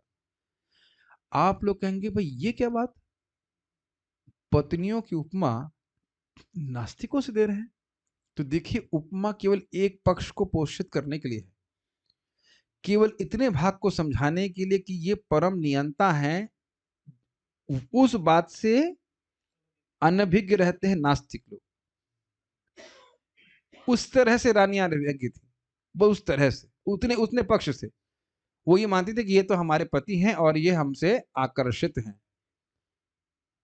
ये मत सोचिएगा कि उनका, भाई नास्तिक तो भगवान से प्रेम ही नहीं करता है। तो उस तरह से उपमा को नहीं ग्रहण करना होगा, केवल एक भाग समझाने के लिए कि जैसे नास्तिक भगवान के बारे में नहीं समझ पाते, तो वो अभी समझ नहीं पा रही थी लेकिन प्रेम कर रही थी। और क्यों समझ नहीं पा रही थी वो टीका में आप देखेंगे। चलिए पहले अन्वय देख लेते हैं। अन्वय। भर्त हो अपने स्वामी भगवान श्री कृष्ण का, भर्तु का मतलब ही होता पति, पालन करने वाला। अप्रमाण विदह, महिमा को नहीं जानने वाले। प्रमाण मतलब, अप्रमाण मतलब उनका कितना विस्तार है उसको समझ नहीं पा रही थी। विदह मतलब जानना। मूढ़ा अर्थात अज्ञानी। अज्ञानी किस वजह से? भगवान की योग माया की शक्ति के द्वारा वह आवृत थी, इस कारण से। अन्यथा वह चित्त शक्ति स्वरूप में लक्ष्मी जी स्वयं है। अबला बस सुकोमल स्त्रियां, प्रपद अनुवाद कर रहे हैं, स्त्रियों को अबला कहा जाता है। तम श्री कृष्ण को स्त्रैणम, स्त्रैण मतलब स्त्री में आसक्त, अच्छा मतलब और, रह रह अनुव्रतम एकांतिक रूप से स्ववशवर्ती। अब इसका अर्थ क्या होता है? एकांतिक का मतलब होता है एकदम फिक्स्ड, एक ही लक्ष्य पे फिक्स्ड, एक तरफ, और कोई उसका स्कोप नहीं, और कोई उसके ऑप्शन नहीं है। और स्ववशवर्ती का अर्थ होता है जो अपने वश में हो। तो रह अनुव्रतम का मतलब वो ये मानती थी कि यह तो एकांतिक रूप से मेरे ही वश में है। हमारे शब्द इस्तेमाल नहीं कर रहा हूं मैं। हर रानी ये मान रही है कि ये तो मेरे ही वश में है। मेरे, हमारे नहीं, मेरे, मेरे अर्थात मानती थी। यह था जिस प्रकार मतयः नास्तिक लोग जो भगवान के बारे में ठीक ठीक नहीं जानते हैं, ईश्वरम मेनिरे परम नियंता के रूप में भगवान को अपने समान मानते हैं। जैसे वह इस जगत में आ सकते हैं मनुष्य, वैसे भगवान भी हैं। अच्छा चलिए अब संस्कृत देख लीजिए। तम अर्थात भगवान श्री कृष्ण को, तम मेनिरे अबला मूढ़ा स्त्रैणम चानुव्रतम रह। तम अर्थात भगवान श्री कृष्ण को, उन भगवान श्री कृष्ण को मानती थी। क्या मानती थी? कौन मानती थी? अबला। अबला मतलब सुकोमल रानियां, जिनका शरीर अत्यंत कोमल था। मूढ़ा मतलब जो भगवान के ज्ञान से, भगवान की भगवत्ता से अज्ञान में थी, नहीं समझ रही। मूर्ख नहीं थी। देखिए एक एक शब्द को बहुत ध्यान रखना होगा। मूढ़ का मतलब ये नहीं था खाना पकाना नहीं आता था। क्या? फूहड़ नहीं थी। फूहड़ शब्द समझते हैं? फूहड़, फूहड़ बोलते हैं, क्या बोलते हैं? नहीं, हाँ सॉरी, फूहड़ नहीं। अरे एक होता है जिसको एक्सपर्ट नहीं, दक्ष ना हो, स्त्री कुछ बोलते हैं, याद नहीं आ रहा हमको। एनी हाउ, जो भी कहते हैं, जो तुम, हाँ फूहड़ मतलब होता है खराब, उच्छृंखल, वो नहीं। मतलब मूढ़ का मतलब ये नहीं समझा कि अनिपुण नहीं थी, क्योंकि खाना पकाना नहीं आता, ठाकुर जी की सेवा नहीं करना आता, भगवान की सेवा करना, ऐसा नहीं। मूढ़ का केवल इतना ही अर्थ है कि वह भगवान को ईश्वरत्व को नहीं समझ रही। ठीक है। और क्या मान रही हैं? स्त्रैणाम मतलब हम में आ सकते हैं, मुझ में आ सकते हैं। चानुव्रतम रह, अनुव्रत मतलब उनके पीछे चलने वाले हैं, देखो कहीं जाते ही नहीं है इत्यादि, क्वारंटाइन में ही रहते हैं हमारे साथ, ये कह लीजिए। एकांत रह चानुव्रतम मतलब, और उनके ही एकांतिक रूप से उन्हीं के अनुवर्ती हैं, उन्हीं का पीछे पीछे पीछे लग्गू है, अगर आप कह लीजिए, पीछे लग्गू ऐसे मानते। ऐसा क्यों? ऐसा क्यों करती थी? अप्रमाण विदा भर्तुर, अपने स्वामी अपने पति के महिमा को वो समझ नहीं पा रही कि ये तो सर्वतंत्र स्वतंत्र हैं, भगवान है। यथा ईश्वरम मतयः, मतयः मतलब जो यहाँ पर पद अनुवाद कर रहे नास्तिक, और भी इसके अर्थ लिए गए हैं। अहंकार के वशभूत व्यक्ति जैसे ईश्वर को अपने समान मानता है, उस प्रकार से वह उनको एक सामान्य व्यक्ति मान रहे हैं। लेकिन ध्यान रखना होगा कि रानियों का प्रेम अतिशय था। ठीक है, हमें चैट ऑफ किया हुआ है, तो मान रहे हैं कि आप सब समझ गए। अन्वय तो अच्छा, हाँ, नहीं वो भी ऑफ किया हुआ है।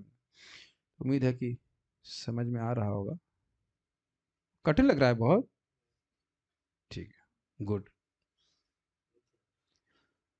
कठिन इसलिए लग रहा है कि क्लास आपको नहीं तैयार करनी पड़ी, नहीं तो मैं समझ नहीं पा रहा था इसमें नास्तिक शब्द कहाँ से आ गया ना, मतया मत नास्तिक, मतया के दो तीन अर्थ देखें, अभी देखना समझ में आएगा। श्रीधरी, भगवान श्री कृष्ण की पत्नियां भी उनके तत्व को नहीं जानती थी, इसको श्लोक से कह रहे हैं। स्पष्ट है, उन सबों ने भगवान श्री कृष्ण को अपने अधीन और अपने में ही सदा आसक्त रहने वाला माना। क्लियर है, भगवान के बिछोड़ के लिए आते थे, और आप देख रहे हैं पारिजात लाने के लिए कितना उद्यम करने के लिए तैयार है। ऐसा इसलिए कि वे अपनी पति भगवान श्री कृष्ण की महिमा को नहीं जानती थी। अब इसको और क्लियर करेंगे चक्रवर्ती बात कि क्यों नहीं जानती थी। यद्यपि वह चित शक्ति के प्राकट्य है, फिर भी क्यों नहीं जानती थी। ये उसी तरह से है जिस तरह से कोई अहंकारी व्यक्ति, मतयः, मतयः मतलब अहंकारी व्यक्ति, मिथ्या अहंकार से प्रभावित, ईश्वर को अपने ही समान मनुष्य मानता है। और ये तो हम कई बार चर्चा कर चुके हैं, जगत में लोग यही मानते हैं कि कोई राजकुमार था, शक्तिशाली था, हर हम भी कृष्ण का सम्मान करते हैं, भाई महामनुष्य थे वो, महापुरुष थे, ऐसा करके मानते हैं जैसे कि भाई जगत के लोग हैं, ऐसे वह मानते हैं। ऐसा लगा सम्मान कर रहे हैं, लेकिन भगवान के प्रति अपराध कर रहे थे। ठीक है, तो ये अर्थ है। अथवा वे पत्नियां जैसी जैसी मतयः अर्थात कल्पना करती थी, उसी तरह भगवान श्री कृष्ण को स्त्रीण मानती थी। अब इसका अर्थ क्या है? ये बड़ा रोचक अर्थ है। भगवान हर रानी के साथ रहते, लेकिन एक ही तरह का बर्ताव नहीं करते। भाई कोई व्यक्ति अगर स्त्री में आसक्त है, दुनिया में बहुत से लोग पत्नी में आसक्त हैं, हम ये नहीं कहेंगे सभी, लेकिन बहुत से लोग, तो क्या हर व्यक्ति जो अपनी पत्नी में आसक्त है वो एक ही प्रकार से आसक्त रहता है? अलग अलग तरह से रहेगा ना। तो अलग अलग रानियां हैं, और अलग अलग रानी कहेंगे हमारे इस गुण से हमको इसलिए बहुत मानते हैं कि ये हम खाना बहुत अच्छे बनाते हैं ना इसलिए, और कोई कहेगा हम श्रृंगार बहुत सुंदर है इसलिए। ये अलग अलग भावना कल्पना कर लेती है, अलग अलग उनके मत थे कि इस वजह से कृष्ण से बहुत आसक्त है। Make sense? देखिए ना कितना अर्थ है। एक मतया का अर्थ क्या हुआ? अहंकारी व्यक्ति अपने आप मानता है, और दूसरा मतया का अर्थ है कि अपने अपने मत के अनुसार मानते थे कि इस वजह से कृष्ण हमें आ सकते हैं, उस वजह से आ सकते हैं। लेकिन आसक्त व्यक्ति भगवान किसी वजह से नहीं, अपितु केवल एकमात्र उनके प्रेम की वजह से। ठीक, अद्भुत है भागवत सारव दर्शनी। तब क्या महिषियां अर्थात रानियां जिनके प्रति श्री कृष्ण सदैव आसक्त रहते हैं, वे श्री कृष्ण विषय ज्ञान से पूर्ण होते हुए कृष्ण के विषय में समस्त तत्व जानती थी? अब देखिए जरा गीता में चले जाइए। मय्यासक्त मनः पार्था योगम युंजम मदाश्रया असंशयम समग्र माम यथा ज्ञासी तशृणु। तुम मुझ में आसक्त होकर मेरे योग का आश्रय लेकर तुम मुझको ठीक ठीक पूरा जान जाओगे। अरे तो यहाँ तो कृष्ण आसक्त हैं भाई साहब। इसका मतलब है कि रानियां पूरी तरह जानती होंगी कृष्ण के बारे में। कहते हैं नहीं नहीं नहीं नहीं, नहीं, ऐसा नहीं है। पूरी तरह आसक्त होने के बाद भी कृष्ण के बारे में नहीं जानते, और यही तो जीवन का लक्ष्य है कि भगवान की मधुरता से इतना विभोर हो जाए कि ईश्वरत्व को भूल ही जाए। नहीं, नहीं मानती थी। क्यों? वह भी उन्हें नहीं जानती थी, क्योंकि उनके स्वरूप से उद्भूत, उन स्वरूप से उद्भूत मतलब वह स्वरूप शक्ति का ही प्रकट है भगवान, वो अंतरंगा शक्ति के प्रकट है। उन स्त्रियों का संपूर्ण ज्ञान रस की पुष्टि करने के लिए भगवान की योग माया द्वारा आच्छादित कर लिया गया था, यह इस श्लोक में वर्णित हुआ। अब समझ में आया? उनको मूढ़ा कहने का अर्थ मत सोच, कभी नहीं सोचना अपराध हो जाएगा। रानियां भगवान की अंतरंग शक्ति है कि वह कोई गुणों के प्रभाव में है, ना जी ना। वह भगवान की योग माया की शक्ति के प्रभाव में, उसमें तो श्रीमती राधा रानी भी रहती। मधुसूदन चला गया, मधुसूदन चला गया, मधुसूदन चला गया, और रोना चालू कर दिया। अब मधुसूदन कौन है? भौरा। Make sense? सारी गोपियां योग माया के प्रभाव में है, ठीक है। कृष्ण स्वयं योग माया के प्रभाव में है, अपनी इच्छा से। किस लिए? रस की पुष्टि करने के लिए। अब यही सोचती रहेंगी कि भगवान है तो उनसे मान करने वाली हैं। Make sense? उनको अपना प्रियतम मानेंगे तभी तो सेवा कर पाएंगे, ये बात।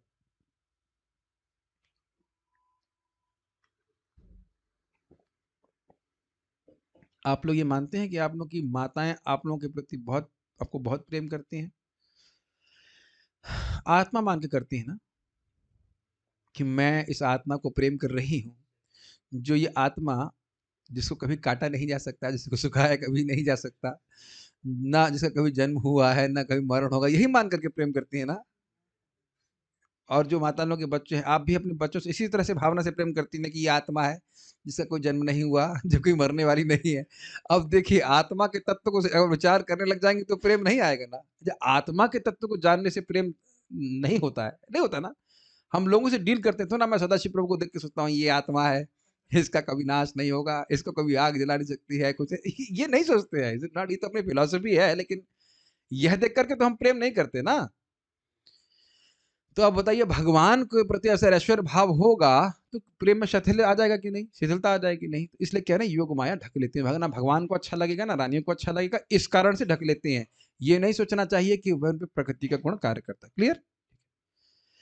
यह स्त्रियां तम अर्थात अपने पति को, पति मतलब भगवान श्री कृष्ण को, अपने रह अनुव्रतम अर्थात अपने प्रेम द्वारा वशीकृत मानती थी। ये तो अर्थ वही लिया गया। वस्त्रैण अर्थात अपने स्त्रियोचित स्वभाव द्वारा वशित मानती थी। ये थोड़ा अर्थ समझ में आ रहा है? स्त्रैण का अर्थ बड़ा क्लियर कर रहे हैं। स्त्रैण मतलब हर स्त्री का हाव भाव, भाव भंगिमा, और जो कुछ भी है, जिसे कहा गया था कुहक है, कह लीजिए, हाव भाव, देखने का वो व्रीडा लोल, जो भी मुस्कुराना, तो कुछ कुछ अलग फ्लेवर होगा ना। मतलब हर एक अलग अलग तरह से होगा। जो रुक्मिणी माता जी का सौंदर्य है, वह सत्यभामा का नहीं होगा, थोड़ा अलग होगा। तो सब सोच रही थी कि इसकी वजह से आकर्षित हैं, ऐसा है वैसा करके। इसलिए कहना है स्त्रीण। स्त्रीण शब्द की व्याख्या करना कि स्त्रियोचित जो व्यवहार है उनका, जो कहें अगर सामान्य हिंदी में अदाएं हैं, कह लीजिए, अदा, अदा बोलते क्या होते हैं उर्दू में? बोलते हैं अदा, जो भी कुछ, हम डिटेल्स नहीं जानते। आप लोग जानते हैं डिटेल्स? नहीं। एटीट्यूड कौन बोला? एटीट्यूड ब्रह्मचारी, तुम्हें क्या पता? एटीट्यूड हमको नहीं पता, इसको हिंदी में ऐसे कुछ बोलते हैं, अदा वता कुछ बोलते हैं, जो भी है, नखरे कहते हैं कुछ भी। I don't want to contemplate too much, just समझ गए आप। मतलब जो भी उनके हाव भाव हैं, उस कारण से वशित मानती थी, क्योंकि वे माधुर रस की पुष्टि के लिए भगवान द्वारा मूढ़ा अर्थात मूढ़ीकृत कर दी गई थी। भगवान मानो ये गीत करते, भाई तुम्हारे जो मुस्कान उसकान है ना, इससे हमें कोई फर्क नहीं पड़ता। अरे भाई, वो दुखी हो जाती बेचारी। क्या है? फिर तो क्या मुस्कुराएंगी, क्या लज्जा करेंगी, कुछ लीला ही रही होगी ना। तो भगवान भी ऐसे प्रदर्शित करते थे कि तो कितनी सुंदर मुस्कान है, ये है इत्यादि। और भगवान के शब्द है, भगवान रुक्मिणी से मजाक करते हैं, फिर रुक्मिणी जी बेहोश हो जाती हैं, फिर रुक्मिणी जी को उठाते हैं, फिर उनको होश में लेके आते हैं, फिर रुक्मिणी से कहते हैं, अरे भाई, गृहस्थ जीवन में तो ऐसे ही बहुत दुख है, केवल यही सुख है ना कि आएंगे, जरा पत्नी से बात करेंगे, कुछ थोड़ा दो चार मजाक करेंगे, तो वही सुख है, बाकी तो कोई जीवन में सुख है नहीं। तो हम तो इसलिए तुमसे मजाक कर रहे थे कि तुम थोड़ा गुस्सा होगी तो थोड़ा कुछ हमारा चेहरे पे हम देखना चाहते हैं कि उस गुस्से में कैसे लगोगी, इत्यादि इत्यादि। अब भगवान देखो ऐसे बात कर रहे हैं, तो फिर रुक्मणी जी खुश होकर के फिर कुछ बोलती हैं, ऐसे करके एक एक बात को काटती हैं कृष्ण की। तो सब अच्छा लगता है उनको। इस प्रकार से प्रस्तुत भी कर रहे हैं। आप देखिए, उत्तर एक उपमा सुंदर दे रहे हैं। जिस प्रकार समुद्र में विहार कर रहे व्यक्ति समुद्र के विस्तार को नहीं जानते। क्या उदाहरण दे रहे हैं। उसी प्रकार अप्रमाण विदः अर्थात वे अपने पति के प्रभाव के विस्तार को नहीं जानते। कितना सुंदर एग्जाम्पल दे रहे हैं। इस समुद्र में, अभी आप समुद्र सोचोगे भाई नमकीन समुद्र, उसकी बात नहीं कर रहे। अमृत का समय समुद्र में कोई डूब रहा है या गोते लगा रहा है, भले ही वह समुद्र के विस्तार को न जाने, इसका अर्थ यह नहीं कि अमृत का वह पान नहीं कर रहा है। कितना सुंदर एग्जाम्पल है। अप्रमाण विद, उनके भगवान कृष्ण के ऐश्वर्यता को नहीं जान रही हैं, इसका अर्थ यह नहीं कि माधुर्य का वह पान नहीं कर रही है। पान पात्रम बोला गया है, ये मुझे बहुत अच्छा लगा था। यद्यपि अप्रमाण विद, कितना सुंदर बात है। यद्यपि उनको नहीं पता है कि कितना समुद्र का कोई विस्तार है, किसी को नहीं पता है, लेकिन अमृत के समुद्र में क्या नहाने में कोई दिक्कत है? कोई पूछेगा पहले बता भाई कितना लंबा है, कितना चौड़ा है, तब उसमें कूदी मारना। अरे स्विमिंग पूल का डायमेंशन नहीं पूछते आप कूदी मारने से पहले, नहीं पूछते ना, कोई जांचता नहीं है। उसी प्रकार से मुझे बहुत अच्छा बात लगा था कि भले ही वो प्रमाणविद हैं, वो नहीं जान रहे भगवान का विस्तार क्या, ऐश्वर्य क्या, लेकिन भगवान के माधुर्य का खूब तबियत से आस्वादन कर रहे हैं प्रेम के कारण, और भगवान भी यही चाहते हैं। ठीक है। अच्छा, मतयः की व्याख्या देखिए। ईश्वर का निरूपण करने में प्रवृत्त शास्त्र लिखने वालों के मतयः अर्थात बुद्धि की वृत्ति ईश्वर को इस जगत के उपादान कारण, नियंता तथा निमित्त कारण के रूप में वर्णित करती है, और मत में विविधता होने के कारण वे भगवान के संबंध में बहुत अल्प ही जानते हैं। अतः ऐसे भौतिक सिद्धांत वस्तुतः मूढ़ ही हैं। ये थोड़ा अलग इस तरह से बता रहे हैं कि लोग लगे हैं ईश्वर का वर्णन करने में, ईश्वर कौन है, ये है वो जगत के उपादान कारण है, जगत की सारी वस्तुएं उनसे आई हैं, नियंता है, जगत के नियामक हैं, निमित्त कारण वो जगत की सारी वस्तुओं की रचना करने वाले भी वही हैं, और उसमें भी अलग अलग मत हैं। नहीं, ये भाई जगत हमेशा से रहा है, इसमें कोई ईश्वर की जरूरत नहीं है, ये ईश्वर है तो वह मर गया है, ऐसे हजार तरह की बात करना है। लेकिन भगवान के स्वभाव को नहीं समझ पाएंगे, भगवान के माधुर्य को नहीं समझ पाएंगे। देखिए यहाँ पे ध्यान दीजिएगा कि हम भागवत की बात नहीं बोल रही है, जन्मादस्यतः वाला श्लोक नहीं बोल रहे हैं, क्योंकि भागवत में तत्व का भी निरूपण है, लीला का निरूपण है, रस का निरूपण, सब कुछ है। ये उन लोगों की बात कर रहे हैं जो शुष्क तरह से वो बातें लिख रहे हैं। इसीलिए प्रभुपाद जी उनको नास्तिक वाली बात बोल रहे हैं। लिख रहे हैं भगवान की अलग अलग बात, लेकिन भगवान को समझ नहीं पाते। हम उस परम पिता परमेश्वर परमात्मा का ध्यान करते हैं, कौन, उस पर भी रिसर्च चल रही है, तो इसलिए उनको मूड खा रहा है। ये भागवत के बारे में ही बोला जा रहा है, ठीक है। परंतु कोई उन स्त्रियों को प्राकृत नहीं कह सकता है, क्योंकि वे प्रेम से संपन्न थी और भगवान उनके प्रेम द्वारा वशीकृत होते हैं। चूंकि यह पहले ही कहा जा चुका है कि वह प्रेम पूर्वक भगवान की सेवा करती थी। एक बात समझ में आना चाहिए, हम लोग सुना था उद्दाम भाव पिशुना शब्द सुना था, भगवान के प्रति अत्यंत भाव था, प्रेम था। अभी बात समझ में आनी होगी कि वह भगवान उनके प्रेम के कारण उनके वशीकृत थे, लेकिन योग माया के प्रभाव से वो ऐसा सोचनी कि हमारे पति हमारे हाव भाव से प्रसन्न है। दो बातें समझ में आ रहे हैं। उनका तो भगवान के प्रति प्रेम ही है, कोई काम की वासना नहीं है, लेकिन योग माया के प्रभाव से वो माधुर्य का अनुभव कर रहे हैं, जस्ट लाइक अ नॉर्मल पति, नॉर्मल कपल ऐसे महसूस करे। लेकिन दिक्कत ये हम लोग समझने में हो रही कि तुरंत सोचेंगे नहीं काम होगा, काम होगा, नहीं काम नहीं है वहां पे। वो केवल कृष्ण के ही सुख के बारे में सोच रही है, वो प्रेम है। नहीं समझ में आ रहा है तो हम कुछ नहीं कर सकते, तात्पर्य पढ़ते प्रभुपाद जी। भगवान श्री कृष्ण की दिव्य पत्नियां तक भगवान की अगाध महिमा को पूर्णता जानती नहीं थी। व्याख्या हो चुकी है। यह अज्ञान संसारिक नहीं है, यह भी व्याख्या हो गई, अभी व्याख्या योगमाया के द्वारा हुआ, क्योंकि भगवान तथा उनके नित्य पार्षदों के मध्य भावों के आदान प्रदान में भगवान की अंतरंग शक्ति का कुछ न कुछ हाथ रहता है। क्लियर, योगमाया के प्रभाव में ऐसा रहता है। भगवान 5 प्रकार से दिव्य संबंध हो, अर्थात ईश्वर, स्वामी, मित्र, पुत्र, प्रेमी भाव का आदान प्रदान करते हैं, और इन प्रत्येक लीलाओं में वे पूर्णतया अपनी अंतरंग शक्ति योगमाया द्वारा क्रीड़ा करते हैं। एकदम स्पष्ट है। वे गोपों से या अर्जुन जैसे मित्रों के साथ समान स्तर के सखा की भांति क्रीड़ा करते हैं। उनका यही भाव रहता है कि मैं गोप अभिमान, मैं गोप हूं। भगवान नहीं मान रहे होते। माता यशोदा के सामने वे सचमुच के पुत्र के रूप में क्रीड़ा करते हैं। आपको याद हो, हमने दामोदर लीला में चर्चा करी थी, वाकई रो रहे थे और वाकई भूखे थे। क्यों रो रहे थे वाकई? क्योंकि वाकई क्यों रो रहे थे? क्योंकि देखने वाला कोई नहीं था। रह वहां शब्द, अकेले थे। रह गता शब्द स्मरण आ रहा है। अकेले थे। अकेले में कोई रो रहा है तो सच्ची में रोएगा ना, धोखाबाजी में तो तब रोएगा दूसरे लोग दिखाने के लिए हो। ये बात, माता यशोदा के सामने वे सचमुच के पुत्र के रूप में क्रीड़ा करते हैं, वाकई उस प्रकार से खेलते हैं। गोप दामोदर लीला याद आने लगी ना, कृष्ण भाग रहे हैं, माता यशोदा भाग रही है। So fine, isn't that really? आंसू रो रहे हैं और वाकई ऐसा अनुभव कर रहे हैं, हमें तो कोई पूछता ही नहीं है ऐसे करके। वो मुझे सबसे अच्छा लगता है। दूध बचाने गई हूं ना, अब मैं बासी मक्खन खाऊंगा, फिर तुम्हें मथुरा के हॉस्पिटल में ले जाना पड़ेगा और तुम्हारा और खर्चा का होगा, बहुत पैसा बचा रही हो। हाँ, और बलराम जी भी करे, कौन बांधा है? उसके बाद जब वो माता यशोदा आती हैं तो भाग जाते हैं, उसका कहते हैं भोगो अपना कर्म, कौन बोला था तुमको चोरी करने के लिए? स्वीट है। गोपियों के समक्ष वे असली प्रेमी के रूप में और द्वारका की रानियों के समक्ष साक्षात पति रूप में कीड़ा करते हैं। ठीक है, भगवान के ऐसे भक्त कभी भी भगवान को परमेश्वर के रूप में नहीं सोचते, एकदम स्पष्ट है, अप्रमाणविद, अपितु सामान्य मित्र, प्रिय पुत्र या प्रेमी या पति के रूप में सोचते हैं, जो हृदय और आत्मा को बहुत प्रिय है। युधिष्ठिर महाराज अपना छोटा भाई ही मानते हैं।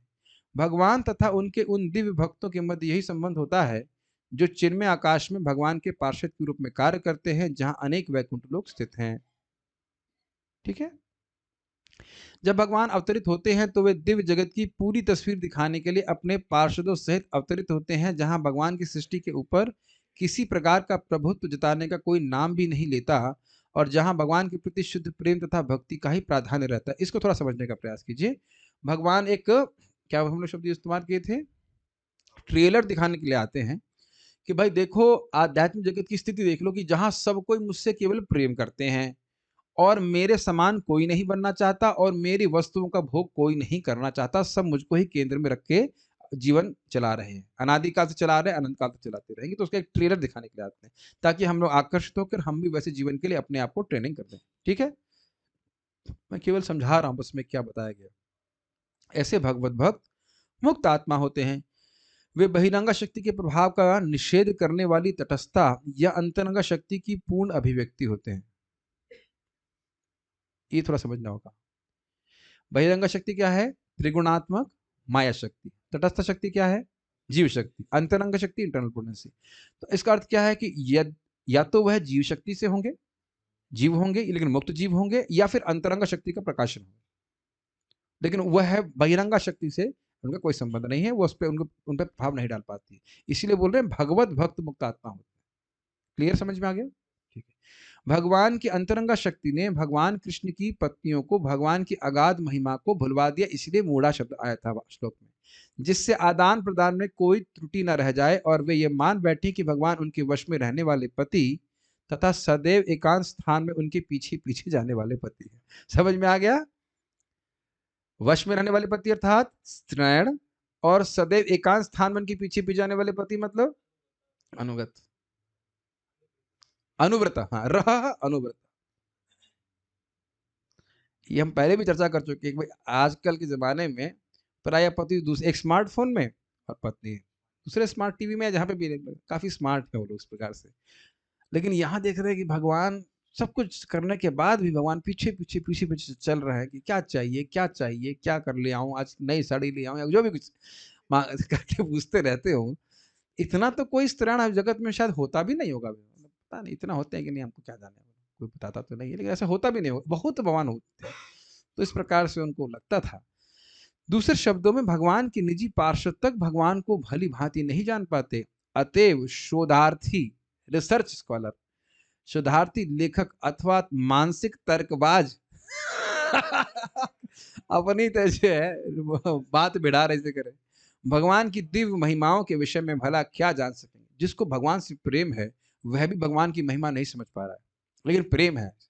तो अब जो व्यक्ति शुष्क दार्शनिक है वो क्या समझेगा भाई?